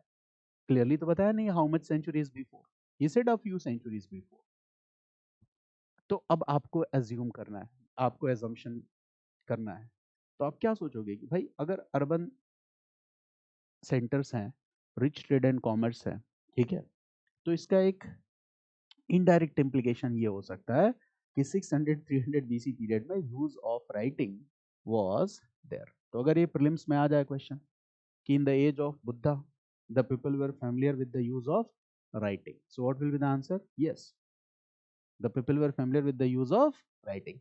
तो ऐसे इनडायरेक्ट रेफरेंसेस से क्वेश्चन फ्रेम किए जाते हैं, और ऐसे फ्रेम किए हुए क्वेश्चंस आपको टेस्ट सीरीज में भी ज्यादा नहीं मिलेंगे। मेरी बात समझ गया ना, क्योंकि ये है this is a kind of UPSC type of questions. Okay, तो you will have to first understand NCERT in a better way, then you can frame questions of such type, ठीक है ना। जैसे मैंने बताया कि उपिंदर सिंह की पूरी बुक, हालांकि आपको नहीं पढ़ना है फॉर जीएस, बट अगर आप ध्यान से पढ़ोगे ना आर एस शर्मा की एनसीईआरटी को और उपिंदर सिंह की बुक को, Upinder Singh book is very popular among the optional students, so you will find that R S Sharma ने जो प्लेटफॉर्म तैयार किया उसी पे क्या कर रहे हैं, उपिंदर सिंह ने अपनी पूरी की पूरी हिस्ट्री की बुक को लिख डाला है, ठीक है। तो जो स्केलेटन सिस्टम है वो यही बुक है, आर एस शर्मा ही है, ठीक है। बट ये समझने के लिए आपको दोनों बुक की एक अच्छी अंडरस्टैंडिंग होनी पड़ेगी। तो यूज ऑफ राइटिंग आप समझ गए। अब देखो और क्या बताया गया है कि अर्लीस्ट रिकॉर्ड्स, जो राइटिंग का अर्लीस्ट रिकॉर्ड्स ऑफ राइटिंग, जो अर्लीस्ट रिकॉर्ड्स ऑफ राइटिंग है, ये किस पे मिला है? स्टोन पे मिला है, ठीक है, पत्थर पे लिखा गया है, या मेटल पे मिला है, मेटल पे मिला है। If something has been written on stone this will be called what? Stone inscriptions. अगर कोई चीज स्टोन पे लिखी गई है तो उसको हम क्या कहेंगे? Stone inscriptions. अच्छा, if something has been written on metal plate, जैसे मान लो आयरन प्लेट पे कुछ लिखा गया है, so that will be called iron plate inscriptions, ठीक है। अच्छा, अगर मान लो मेटल में अगर कॉपर प्लेट पे आप लिख दो तो that will be called what? Copper plate inscriptions. यही तो होता है। तो R S Sharma writes that जो अर्लीस्ट फॉर्म ऑफ राइटिंग है, that writing is on either on stone और मेटल, ठीक है, या तो पत्थर पे लिखा हुआ है या फिर किसी मेटल पे लिखा हुआ है। So these are in the form of inscriptions, ठीक है। क्या हम ऐसा नहीं कह सकते? ठीक है। अच्छा, आदमी लिखना शुरू करेगा, पत्ते पे भी लिख सकता है, ठीक है। कुछ लोग समंदर पहुंचते हैं, गोवा हुआ जाते हैं तो बालू पे किसी का नाम लिखने लगते हैं। ये वही लोग हैं जो पत्थर पे भी लिखते हैं। राजस्थान में किलों की दीवार पे पूरा लिख रखा है, ठीक है।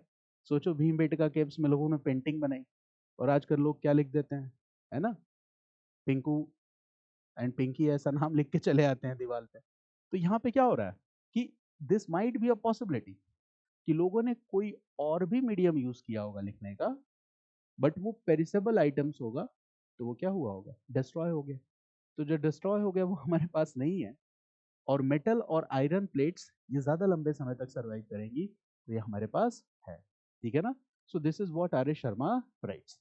अच्छा देखो, when this writing will start. अच्छा, राइटिंग आ गया 600-300 बीसी पीरियड में, ये तो क्लियर हो गया ना कि 600 BC 300 BC period there is writing, this is clear now. 600 BC period, 300 BC period, was there any use of writing? तो you will say that yes, writing था। अब ये डिबेट क्लियर, इस पीरियड में राइटिंग था। अच्छा, if there is writing what will happen? अगर writing है तो इस राइटिंग की वजह से क्या क्या हो सकता है? तो उस समय जो भी रिचुअल्स थे, कर्मकांड थे, ठीक है, या जो भी लॉज थे, लॉज क्या होता है? जैसे हमारी सोसाइटी में कुछ रूल्स फॉलो करने होते हैं, ठीक है, और one generation successive generation use to follow those rules, ठीक है।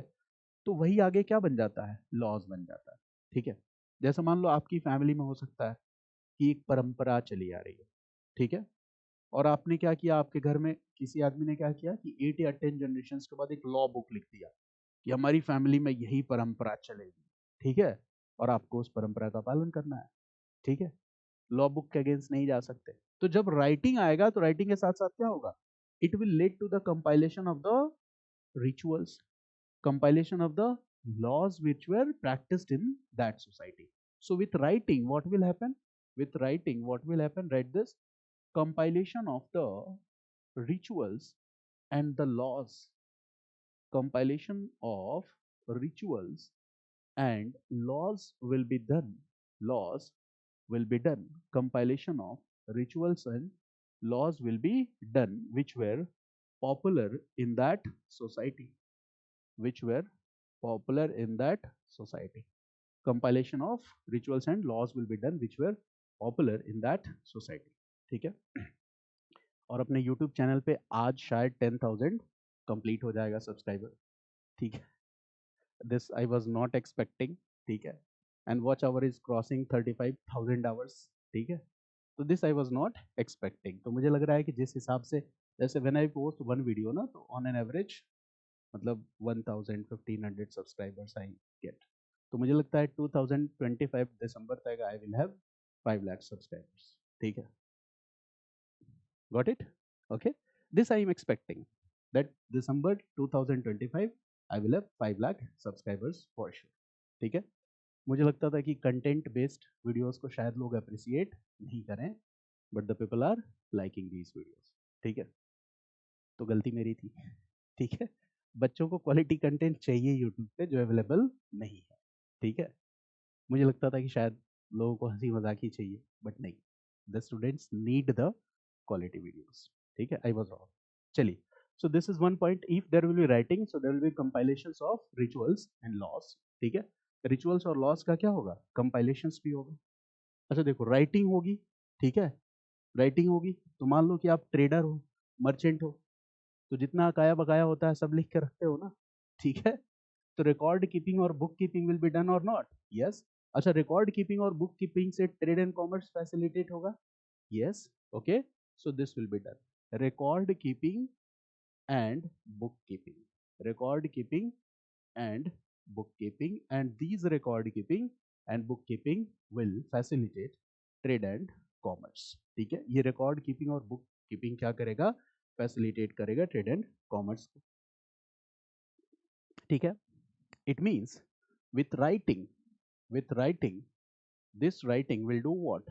It will facilitate, this writing will facilitate trade and commerce. This writing will facilitate trade and commerce. ठीक है. Tax collection, it will also facilitate tax collection. अच्छा, tax collection का record भी रखना जरूरी है.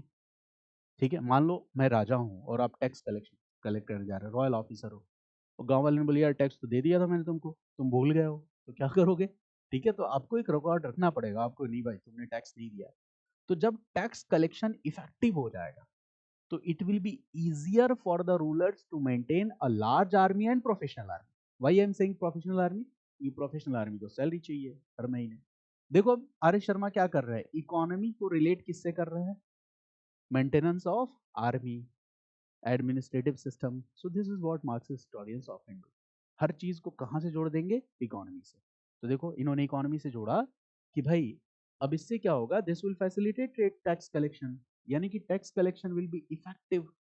ठीक है. यहाँ पे कोई लूप होल्स नहीं होंगे टैक्स कलेक्शन में, and as a result of this it will be easier for the ruler to maintain, it will be easier for the ruler to maintain large and professional army. ठीक है. it will be easier for the rulers to maintain a large and professional army. rulers के लिए बड़ा ही मतलब आसान होगा maintain करना. it will be easier for the rulers to maintain large and professional army. Okay. Now we will also find the texts that will deal with system of measurements. We will also find the texts that will deal with system of measurements. ठीक है.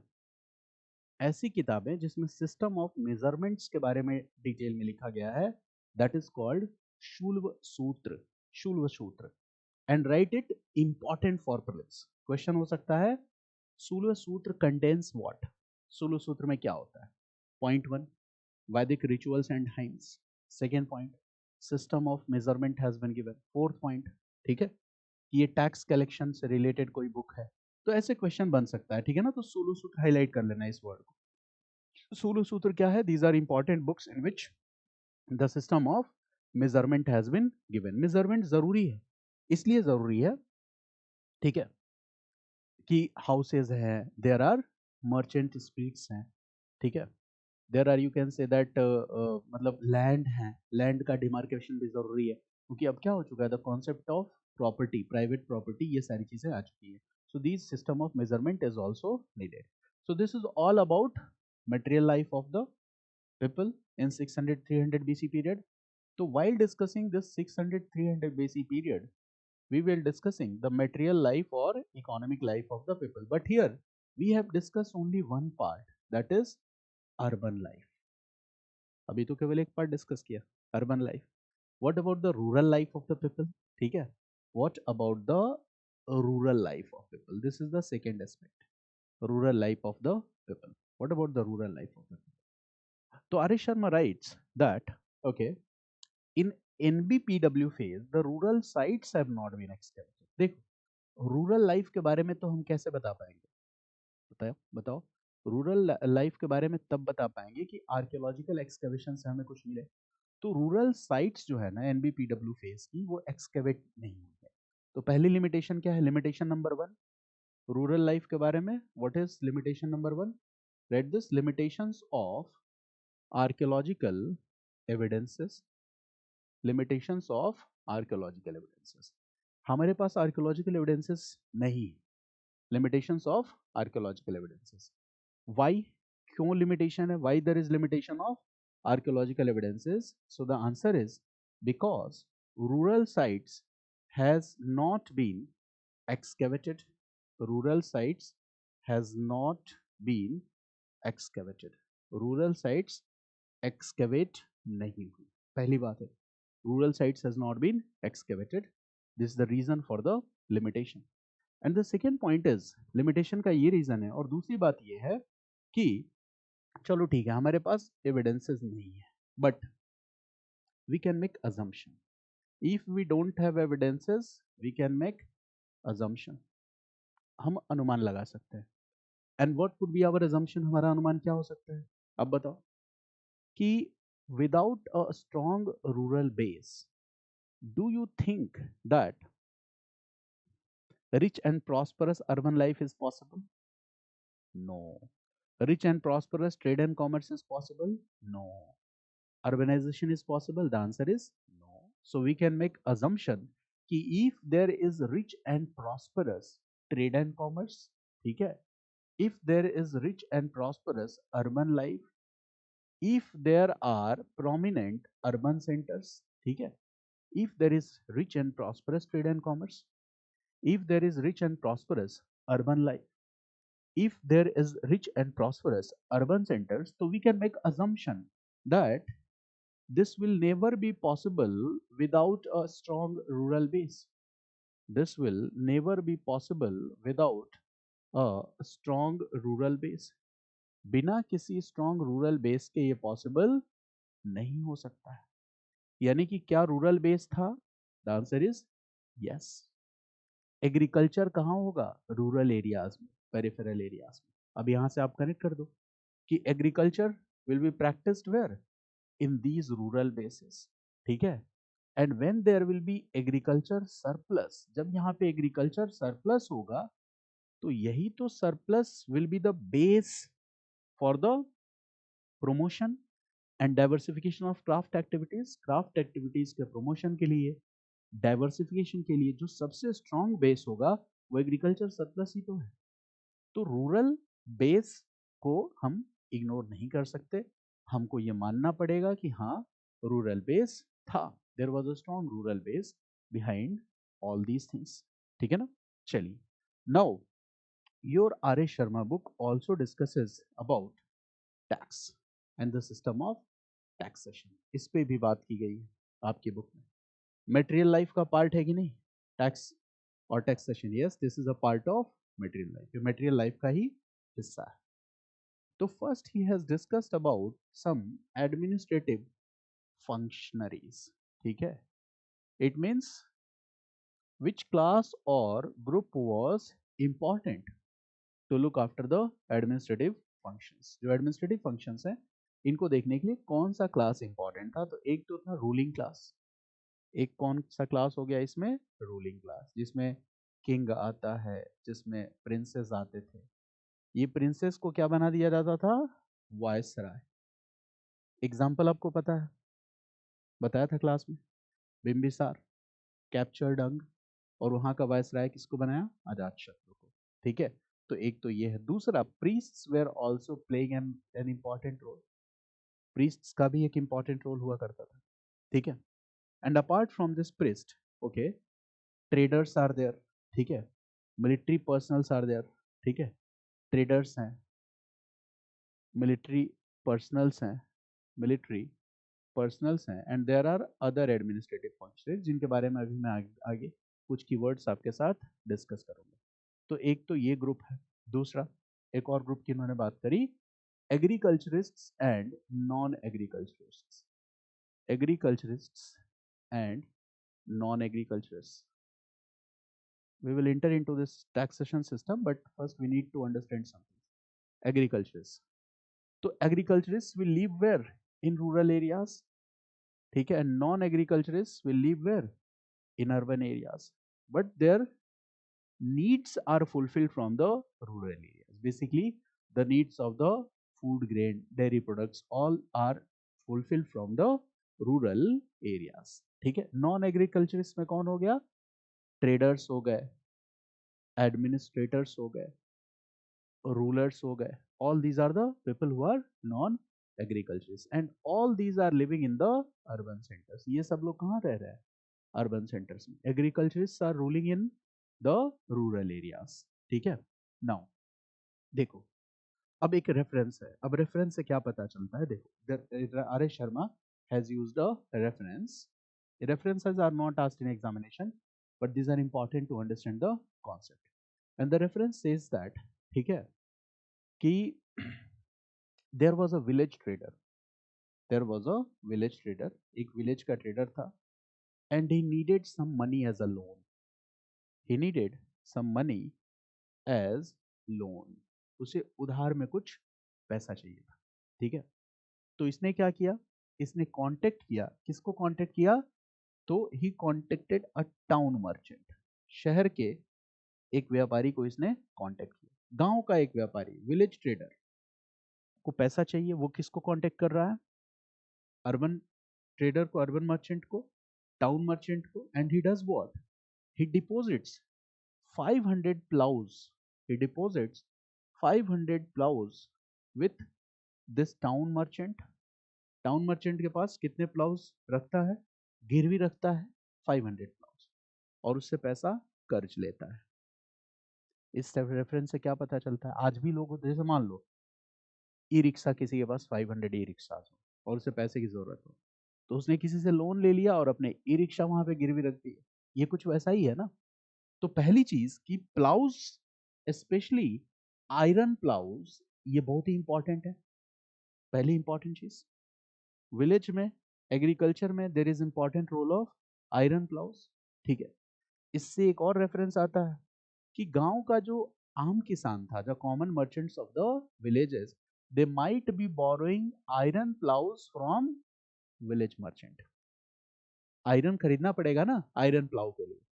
तो village merchant क्या किया? मान लो उसने iron ploughs खरीद के रख लिया, और मैं गांव का गरीब किसान हूं और मुझे खेती करनी, मुझे पता है कि if I will use iron plough तो there will be better agriculture produce, but I can not afford that.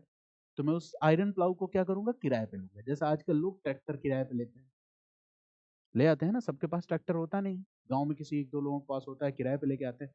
वैसे ही ट्रैक्टर की जगह लोग क्या करते थे? गांव में आयरन प्लाउज किराए पे लेते थे.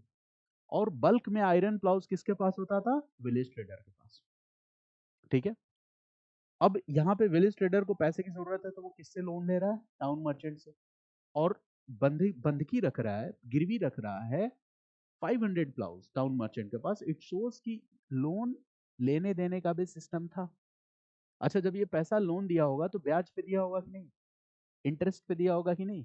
Obviously he will charge any interest. वो कोई इंटरेस्ट चार्ज करेगा. तो this reference shows a lot of things. पहली चीज, importance of iron ploughs.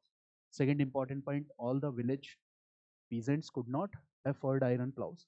They used to get iron plows on rent from the village merchants. Third important point, they are important item of wealth also, because when the village merchant needs these iron plows, he is doing what? He is taking loan from the town merchant, depositing these 500 plows to the town merchant. वो loan लेता है. It means that town merchant might have given loan to this village merchant and he might have charged any rate of interest. ठीक है, तो बताओ ये जो लेन then का सिस्टम था, ब्याज पे पैसे लेना देना, ठीक है, इंटरेस्ट पे पैसे लेना देना, ये 600-300 बीसी पीरियड में था कि नहीं? यस इट वाज देयर, ब्याज पे लेन देन था. अच्छा देखो, जो ब्राह्मण टैक्स हैं उस समय, दे विल से, ठीक है, कि जो आदमी ब्याज का पैसा खाता है वो नर्क में जाता है. अब लो, बड़ा मुश्किल है. What the Brahmana texts are saying that take charging interest on your principal amount is a kind of committing sin, and if you will commit this sin you will go to hell. ठीक है, ब्याज पे जो पैसा खाता है वो कहाँ जाता है? नरक में जाता है. ये सारे बैंक वाले नरक में जाएंगे इस हिसाब से अगर मान लिया जाए तो. ठीक है, अब बताओ, अगर ये सिद्धांत लेके आगे चलोगे तो ये ट्रेड एंड कॉमर्स को फैसिलिटेट करेगा कि ऑब्स्ट्रक्ट करेगा? ऑब्स्ट्रक्ट करेगा. तो जब 600-300 बीसी पीरियड में न्यू रिलीजन्स आएंगे, दे विल से कि there is no any sin in taking loans, giving advances, इसमें कोई पाप वाप नहीं है. तो tell me the traders and merchants will support these new religions or not? Yes, they will support these new religions. ये बात मैं आपको रिलीजन वाले चैप्टर में बताऊंगा, बट याद रखना इस रेफरेंस को मैं वहां भी लेके आऊंगा. अब आपको एनसीईआरटी बुक्स की मैजिक समझ में आ रही है, कंटेंट समझ में आ रहा है. ठीक है, तो जो होता है ना essence of NCERT and gist of NCERT, उसको उठा के पहले कूड़े के डब्बे में डाल देना है. ठीक है, क्योंकि जिसने वो जिस्ट बनाया है उसको कितनी एनसीईआरटी आती है ये आपको नहीं पता है. एनसीईआरटी समझने के लिए इतिहास की बहुत अच्छी अंडरस्टैंडिंग होनी जरूरी है. मैं आपको इतना बता पा रहा हूँ, इसके रीजन, इसके पीछे रीजन क्या है कि मैंने और भी चीजें पढ़ी हैं, कोरिलेट किया है, तब जाके ये बुक मुझे समझ में आई है. इतना आसान नहीं था. जब मैं तैयारी करता था मुझे खुद ही नहीं समझ में आती थी. मैं भी रीडिंग मारता रहता था हर साल, चलो एक बार एनसीईआरटी पढ़ लेते हैं आरिश शर्मा. ठीक है, और गुरुजी लोग कहते रहते थे, तांत्रिक लोग, एकदम एनसीईआरटी पढ़ लेना है. तो ऑप्शन क्या बचता है स्टूडेंट के सामने? रट्टा मारने के सिवा कोई बचता है क्या ऑप्शन? बताओ. ये इनसाइट तो तभी आएगी ना, एनसीईआरटी जानने के लिए पहले हिस्ट्री की अच्छी अंडरस्टैंडिंग होनी जरूरी है, हालांकि आप समझ जाओगे. ठीक है, चलो, so this point is clear. Okay, so this reference has been given. Now we are going to discuss one more thing that has been written in your NCERT book, and that is Arish Sharma is writing that in this NBPW phase, देखो, NBPW phase, NBPW phase, from Kaushambi, some excavations were done, and from these excavations, Kaushambi में कुछ excavations किए गए, और इन excavations से, from these excavations, some iron tools and implements were discovered. ठीक है, from these excavations, iron tools and implements were discovered. He writes this कि NBPW phase में कौशाम्बी में excavations किए गए, और इन excavation से iron tools and implements were discovered. अब इस लाइन का मतलब समझो. एनबीपीडब्ल्यू phase means he is saying what, कि 600 बीसी 300 बीसी पीरियड की बात हो रही है. कौशाम्बी सेंटर बताओ, अर्बन सेंटर है कि रूरल सेंटर है? अर्बन सेंटर है. पहले ही आपको पता है कि रूरल साइट्स में एक्सकवेशंस नहीं हुए अभी ठीक ढंग से. अच्छा, इस अर्बन सेंटर से जो एक्सकवेशंस मिले हैं, तो ये सब क्या हो गया? ये सब हो गया आर्कियोलॉजिकल ऑब्जेक्ट्स. ये हो गया कि नहीं? आर्कियोलॉजी हो गया कि नहीं? अब इनमें क्या मिला है? Look at these things. क्या क्या मिला है? Archaeological objects. आयरन टूल्स में भी, आयरन टूल्स में देखो एक्सेस मिले हैं, कुल्हाड़ी, फिर इसी तरह से axes have been found. All these are made up of irons. Knives have been found. Knives have been found. ठीक है, nails have been found. Sickles have been found. Arrows have been found. All these were made up of irons. Sickles मतलब हसिया. Sickles were हसिया. Axes were found, sickles were found, nails were found. So all these things have been found. ठीक है ना? All these things have been found. इसका मतलब क्या है कि this is kind of metal craft और आयरन क्राफ्ट।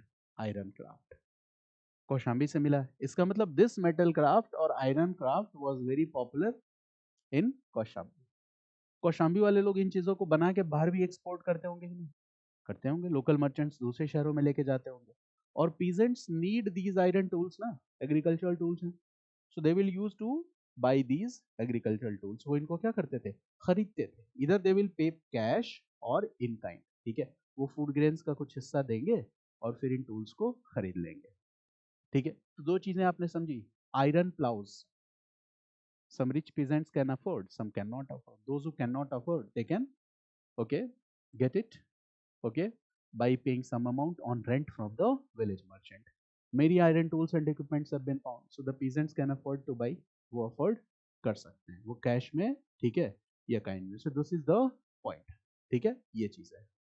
ये भी है कि many towns तो होंगे ही, ठीक है? फिर ऐसे भी होंगे कि there might be some cluster of villages जो आसपास होंगे, क्लस्टर ऑफ विलेजेस होंगे, हो सकता है कुछ रिमोट विलेजेस हों, लोकेटेड एट डिस्टेंट प्लेसेस, ऐसे होगा कि नहीं? आज भी तो ऐसा है, ठीक है? इसके बाद देखो, now type of villages have been discussed. Type of villages, कितने टाइप के विलेजेस थे? Type of villages have been discussed during this 600 BC 300 BC page. Type of villages have been discussed. So three type of villages have been discussed in your book. Three type of villages की बात की गई है। The first is called typical villages, type one. Type one is typical villages, typical villages, okay, ये type one है। Type two is सब urban villages, type two is सब urban villages.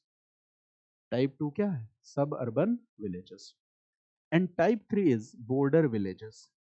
Type three क्या है? बॉर्डर विलेजेस, ठीक है? Border village, typical villages, सब urban villages and border villages, ठीक है? Typical villages, typical villages means आमतौर पे जो गांव हम देखते हैं, the village in which you will find there are various caste and communities, they are living together, ठीक है? जहाँ एक विलेज हेडमैन होगा पूरे के पूरे सिस्टम को मैनेज करने के लिए। मतलब जो गांव की तस्वीर आपके दिमाग में है वही क्या है? That is the typical villages. अब ये सब अर्बन विलेजेस क्या है ये आप समझो। सब urban villages, these were basically craft villages, these were craft villages। ये क्या थे? Craft villages. और वो आज भी कल्चरल कंटिन्यूटी है। जैसे यूपी में मेरा जो एंसेस्ट्रल विलेज है, so there are many caste sorry craft villages near to my villages, ठीक है? क्राफ्ट विलेजेस का मतलब क्या हो गया कि जैसे आप गांव में रह रहे हो, ठीक है, और आपने कहा, ठीक है, अपने पापा को बोला कि पापा वो जो कारपेंटर्स का जो गांव है ना, बढ़इयों वाला जो गांव है ना, वहां ये चीज सस्ती मिल जाएगी। आप समझ पा रहे हो मैं क्या कह रहा हूँ? ठीक है, कारपेंटर्स का अपना गांव है, ठीक है, ब्लैक स्मिथ्स का अपना गांव है, ठीक है? इस तरह के, जैसे क्या होता है, जैसे मान लो कहीं पे कोई क्राफ्ट एक्टिविटीज शुरू पॉपुलर हो, ठीक है, जैसे मान लो कहीं पे बैम्बू प्रोडक्ट्स बन रहे हैं, उनका अपना एक अलग गांव है, that is called a particular craft village. ये बना कैसे होगा? बिकॉज ये जो क्राफ्ट एक्टिविटीज है ये they were just being passing on from one generation to another generation. ये क्राफ्ट एक्टिविटीज क्या होती थी? एक जनरेशन से दूसरे जनरेशन ट्रांसफर होती थी। इसीलिए तो गांव बन गया। जैसे मान लो मेरी फैमिली है, मुझे मान लो कारपेंटर का काम बहुत अच्छा आता है और मैंने दूर कहीं जाके अपनी एक झोपड़ी बना ली, वहां मैं रहने लगा, ठीक है? अब क्या हुआ, मेरे 15-20 बच्चे हो गए, मैंने सबको कारपेंटरी का काम सिखा दिया, सबकी शादियां हो गई, तो बताओ कितने हट्स हो गए? पहले मेरा सिंगल हट था, मेरे 20 बच्चे हैं तो कितना हो गया? 20 हट्स, ठीक है? फिर उन बच्चों की शादी हो गई, तो इस तरह से दो तीन जनरेशन में मैं एक अच्छा खासा गांव बना दूंगा, and that will be carpenters village. ये हुआ कैसे? क्योंकि यहाँ पे जो क्राफ्ट है वो क्या हो रहा है, एक जनरेशन से दूसरे जनरेशन क्या हो रहा है? पास ऑन हो रहा है। तो बताओ आर एस शर्मा का एजम्पशन कितना सही था, ठीक है? आज के टाइम में भी such kind of villages you can found. कि पॉटर्स विलेज एक अलग ही होता है, कुम्हारों वाला गांव, कुम्हार टोली लोग कहते हैं, बढ़ई टोली, लोहार टोली, सोनार टोली, सुनोगे आज गांव में अगर आप जाओगे तो, है ना? ब्राह्मणों की टोली, ठीक है, ब्राह्मणों का, जैसे किसी का गांव होगा तो ब्राह्मणों का पुरवा, ठीक है, इस तरह से अलग अलग आज भी वो हैं, these all are in cultural continuity. तो ये आप समझ गया, these are the type 2 villages जहाँ पे different kind of craft villages we can see. इसमें क्राफ्ट सॉरी कारपेंटर्स विलेज हो सकता है, ठीक है, गॉट इट, एंड एक्सेट्रा। अच्छा बताओ, ये craft villages important for trade and commerce और नॉट? यस, ये क्राफ्ट विलेजेस इंपॉर्टेंट है, ठीक है। क्राफ्ट विलेजेस क्यों इंपॉर्टेंट है ट्रेड एंड कॉमर्स के लिए? क्योंकि जो मर्चेंट्स है वो स्पेशल क्राफ्ट्स को ऑर्डर करेंगे, ठीक है, वो क्राफ्ट्स यहाँ पे बनाए जाएंगे, ठीक है, और they will be further traded in the towns और द मार्केट्स, ठीक है, उनको फिर से क्या किया जाएगा, they will be further traded. इसके बाद आता है तीसरे नंबर पे बॉर्डर विलेजेस। और बॉर्डर विलेजेस का कॉन्सेप्ट क्या है? एकदम पेरिफेरल एरियाज में होगा। These border villages will be situated in the peripheral areas, एकदम दूर, ठीक है। तो गांव के जितने बदमाश टाइप के लोग हैं, जिनको गांव वाले पसंद नहीं करते, उनको सारे उल्टे सीधे काम करने होते हैं, तो वो अपनी झोपड़ी जाके कहाँ बनाएंगे?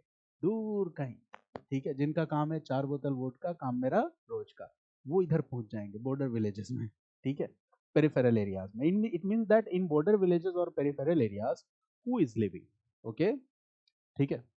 मान लो मैंने लोन पे पैसा ले लिया पूजा से, ठीक है, और लौटाना नहीं है मुझे, तो मैं गांव छोड़ के भाग जाऊंगा, इधर जाके घर बना लूंगा बॉर्डर विलेजेस में, ठीक है। ये लोग जाके रह सकते हैं। अच्छा, हंटर्स वंटर्स रह सकते हैं क्योंकि उनको शिकार करना है, तो they can go and stay here in border villages. अच्छा, ये एरिया डेवलप होगा कि बैकवर्ड होगा? बैकवर्ड होगा। आज भी तो है ऐसा, today also we see this kind of structure. तो in rural life he also has divided कि the type of villages or three kind of villages, got it? Typical villages, suburban villages and broader border villages. Now the next point that has been written in your book is अब देखो, in villages there will be different families, बहुत सारी families होंगी, ठीक है, there will be different families. And now the problem is that how village lands were divided. कभी बैठ के आपने सोचा कि गांव में आपकी जो जमीन है, सबसे शुरू में इस जमीन का बंटवारा कैसे हुआ होगा? किसी के पास ज्यादा जमीन है, किसी के पास कम जमीन है, कैसे बंटवारा हुआ होगा, ठीक है। Have you ever assume? Now Aarish Sharma is writing this is also based on assumption कि कैसे बंटवारा हुआ होगा। तो पहले सपोज देयर आर, मान लेते हैं कि there are 120 families living in a village, 120 families village में रह रही हैं। Let's consider village families are 120 families मान लेते हैं। So village land will be classified into two part, cultivable land and non cultivable land. तो इससे में कैटेगराइज हो गया cultivable land and non cultivable land, ठीक है। तो डिवीजन किसका होगा, कल्टीवेबल लैंड का होगा कि नॉन कल्टीवेबल लैंड का? इसको तो कोई पूछता ही नहीं है, जहाँ खेती नहीं हो पाएगी।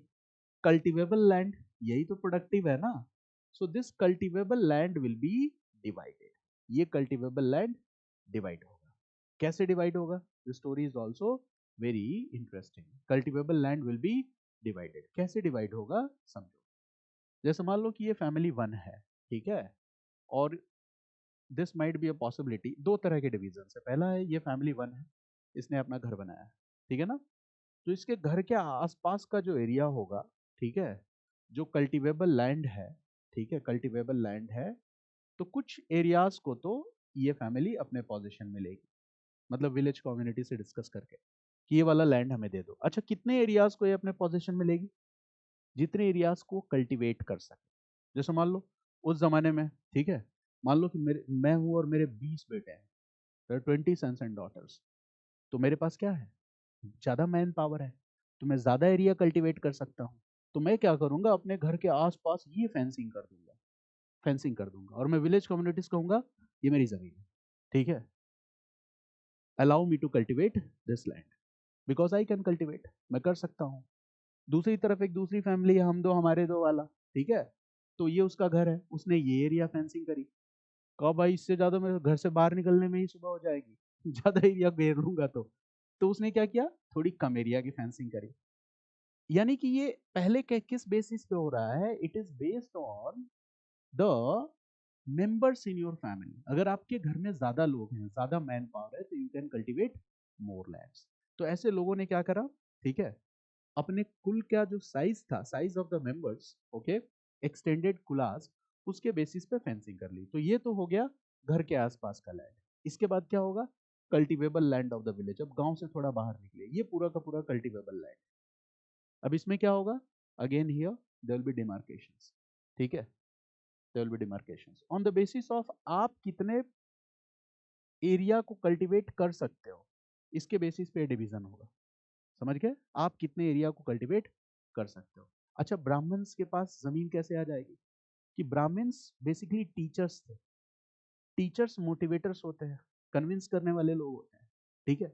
मोटिवेटर्स और कन्विंसर्स, मैं जयपुर में पढ़ा रहा था तो मेरा एक स्टूडेंट आया, ठीक है, अपने फादर से मिला उसने, और बहुत सारी जमीन उनकी पड़ी थी। उन्होंने कहा सर मैं आपको यहीं पे जमीन दे दे रहा हूँ, आप घर बना लीजिए, पैसा बाद में देते रहिएगा। मैंने कहा ना भाई, मत दीजिए मुझे।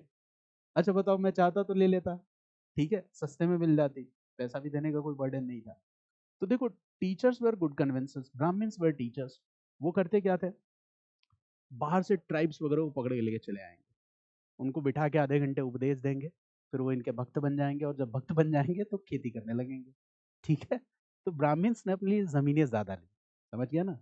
और उसके बाद क्या किया, जो ट्राइबल ग्रुप्स हैं उनको लेके आए, कहाँ से लेके आए, जंगल से लेके आए गांव में, और उनसे क्या किया, कल्टीवेट करवाया, खेती करवाई, ठीक है, उनको रहने के लिए जगह दी। दूसरी चीज, इन ब्राह्मण्स ने क्या किया, ये जो नॉन कल्टीवेबल लैंड है इस पे भी अपना पोजीशन स्टैब्लिश किया, और यहाँ पे बाहर से ट्राइबल ग्रुप्स को लाके इसको कल्टीवेबल लैंड्स बनाया।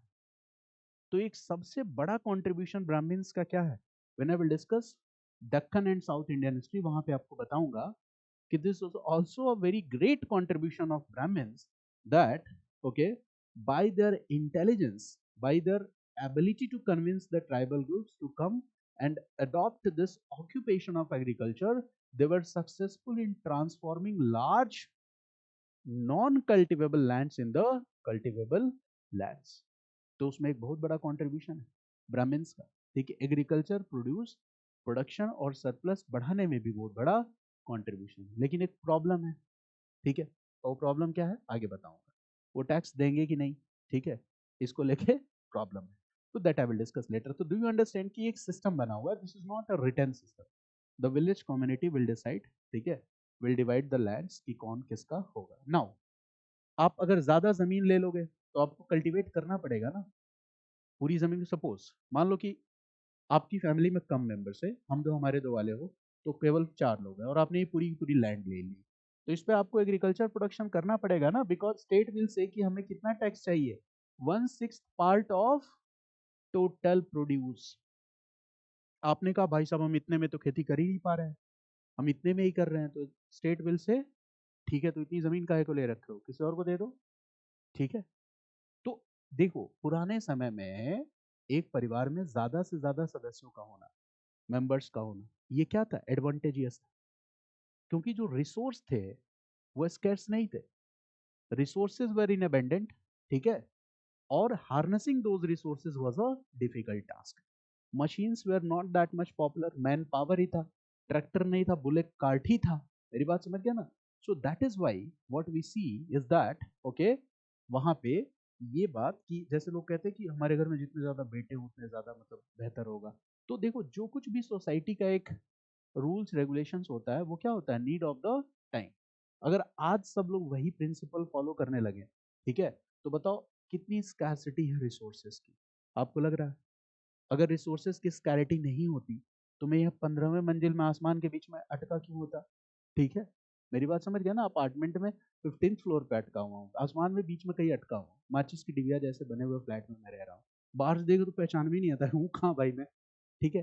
गांव में कितना अच्छा होता है, ये इनका घर है, ठीक है, यहाँ पे तो आप इस बात को समझो कि ये सारा सिस्टम 600-300 बीसी पीरियड में डेवलप हो रहा था। Now about tax, are S Sharma writes that 1/6 part of produce, 1/6 part of produce, highlight कर लेना, this is important for prelims. 1/6 part of produce, okay, was given as a tax. 1/6 part of produce was given as a tax. 1/6 part of produce was given as a tax. Now, who was collecting these tax? Tax collect कौन करता था? So read this. Tax collection was done by royal agents राजा के जो agents थे वो tax collect करते थे। यहाँ पे दोनों तीनों पॉइंट इंपॉर्टेंट है प्रीलिम्स के लिए। Tax collection was done by royal agents, ठीक है। Now the next important point, ठीक है, were there any intermediary landlords who were collecting the taxes? The answer is no, ठीक है, ये इंपॉर्टेंट है, right. Third point, right this, there were no intermediaries for collecting taxes. वो intermediaries बाद में आएंगे, ठीक है। अभी क्या है, there are no intermediaries for the collection of taxes, ठीक है। For the collection of taxes we don't see any intermediaries, ठीक है। इंटरमीडियरीज कौन होता है, जमींदार होता है, ओके। तो ब्रैकेट में लिख लेना, नो जमींदार काइंड ऑफ थिंग और feudal Lord kind of thing से सी, ठीक है। नो जमींदार नो फ्यूडल लॉर्ड, कोई जमींदार और फ्यूडल लॉर्ड जैसी चीज नहीं है, कोई इंटरमीडियरी नहीं है, there is no any intermediary. Is the concept clear? तो 600 300 बीसी पीरियड में what is the important takeaways from this chapter? पहली चीज, okay, the land was distributed family wise, particularly which land was distributed? Cultivable lands was distributed. There was no scarcity of resources, okay. So you can take as much as land as you want, okay, but the condition or criteria is that you will have to cultivate that, okay. So it also depends on the size of the family. Normally what was the rate of taxation? It was 1/6 part of produce. Who was collecting taxes? The answer is royal agents. The next question, were there any zamindar kind of things, landlords, feudal lords? The answer is no. During 600 300 BC period, we see that directly the agents of the Raja are collecting the taxes and there are no intermediaries. Read this, no intermediaries like landlords. यानी कि peasant और state के बीच में there is no intermediaries like landlords, zamindars. Between peasants and state there is no intermediaries like landlords or zamindars, ठीक है। now what I am going to discuss, अब आप समझ पा रहे हो ना, प्रीलिम्स में वो सब क्वेश्चन नहीं आएगा, टाइप ऑफ विलेजेस और कैसे फैमिली वाइज, ये सब नहीं, these are the technical things. Now I will discuss about one term and that is very very important, mark कर लेना, very very important, that is land grants.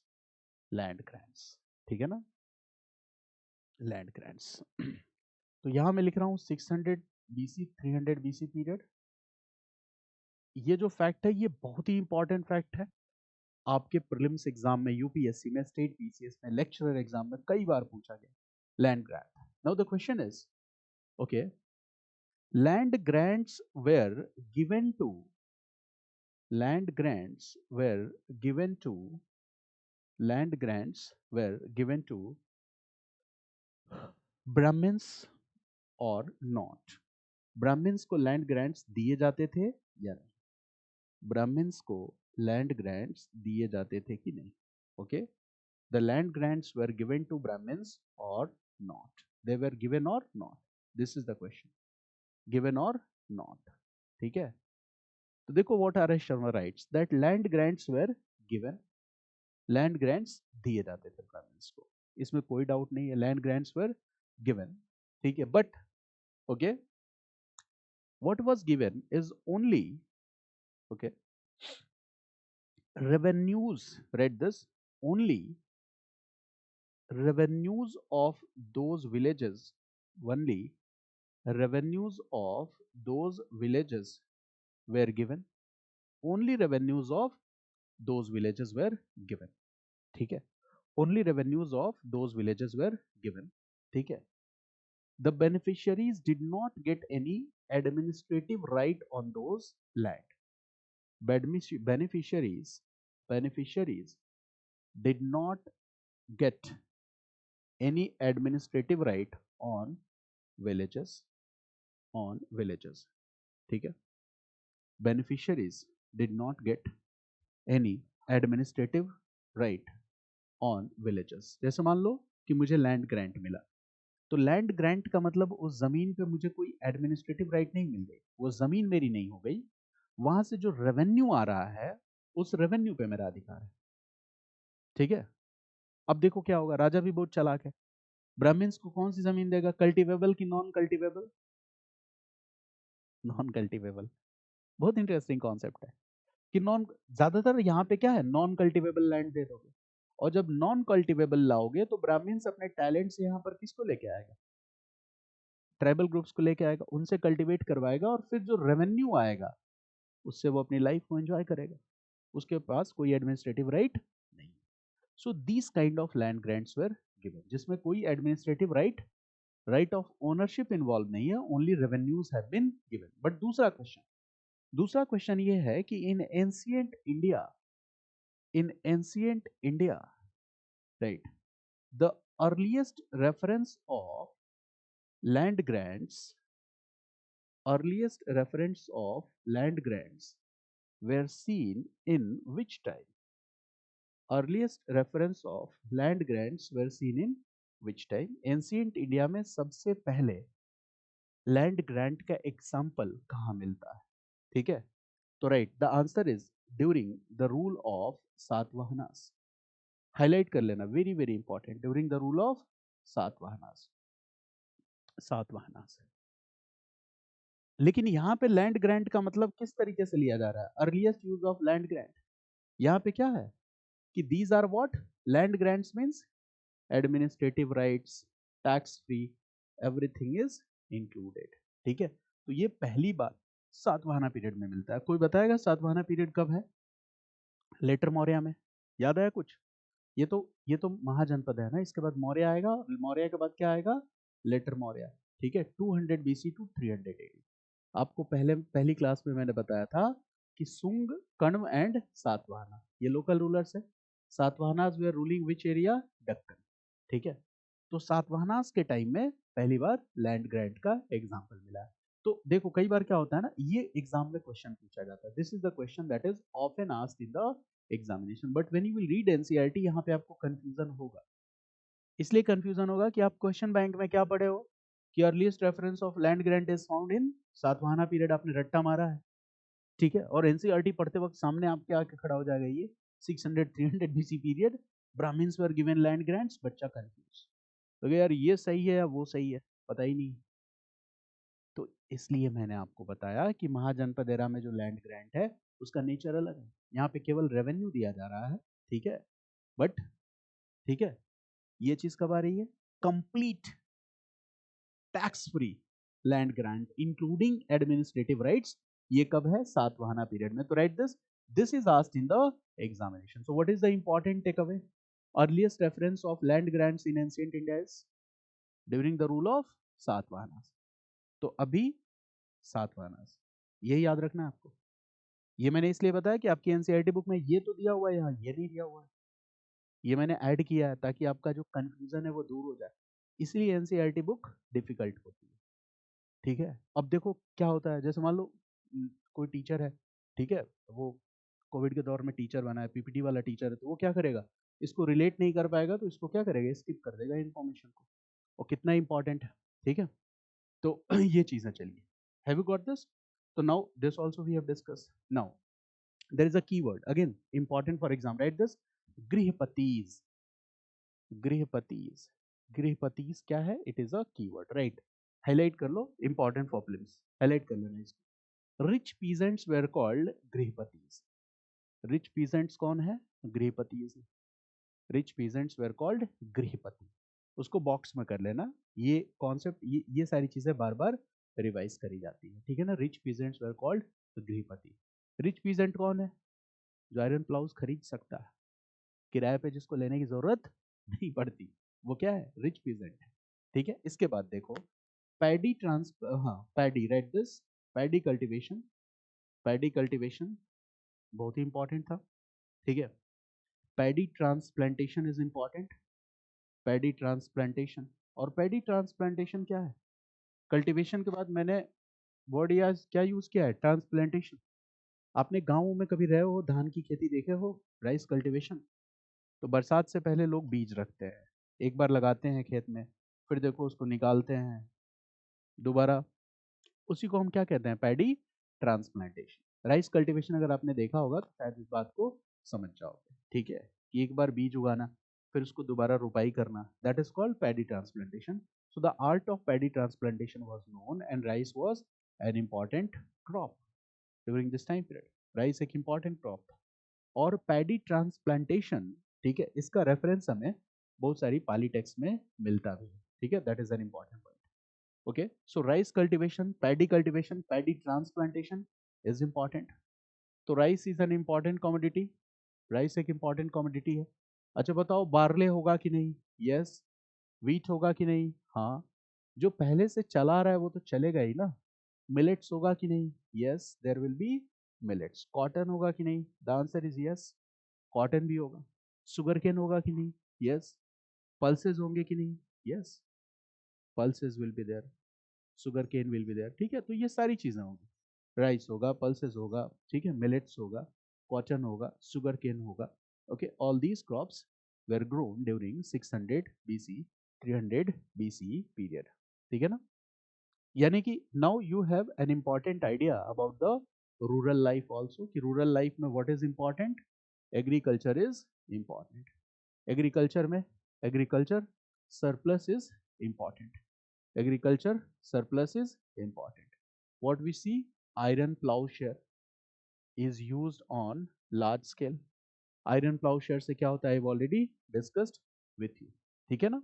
Okay, their area was very much fertile, the people were using iron cultivation, iron plowshare, the people were familiar with paddy transplantation technique, so obviously this will give a boost to the rural economy। इससे क्या होगा, rural economy promote होगी, this will give a boost to the rural economy.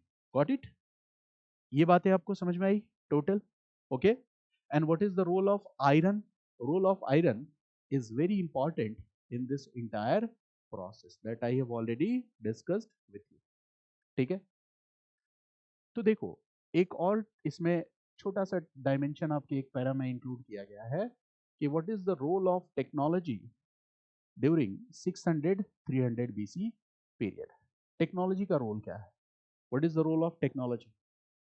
अब देखो, जब इस तरह के क्वेश्चन आपके सामने हो तो आपने जो पहले से पढ़ा है उसी में से चीजों को डेराइव करो। For example, use of iron is an example of technology और नॉट? यस, आयरन अगर आप यूज कर रहे हो, it means you are familiar with metallurgical activities, ये टेक्नोलॉजी है कि नहीं? The people are familiar with the metallurgical activities, okay. There are iron smiths, okay, and they are making iron tools and implements, the people are making iron plows, ये technology है कि नहीं? yes, this is the role of technology, ये भी क्या है, technology. okay, so this is an important part, when we will talk about technology you will talk about this iron।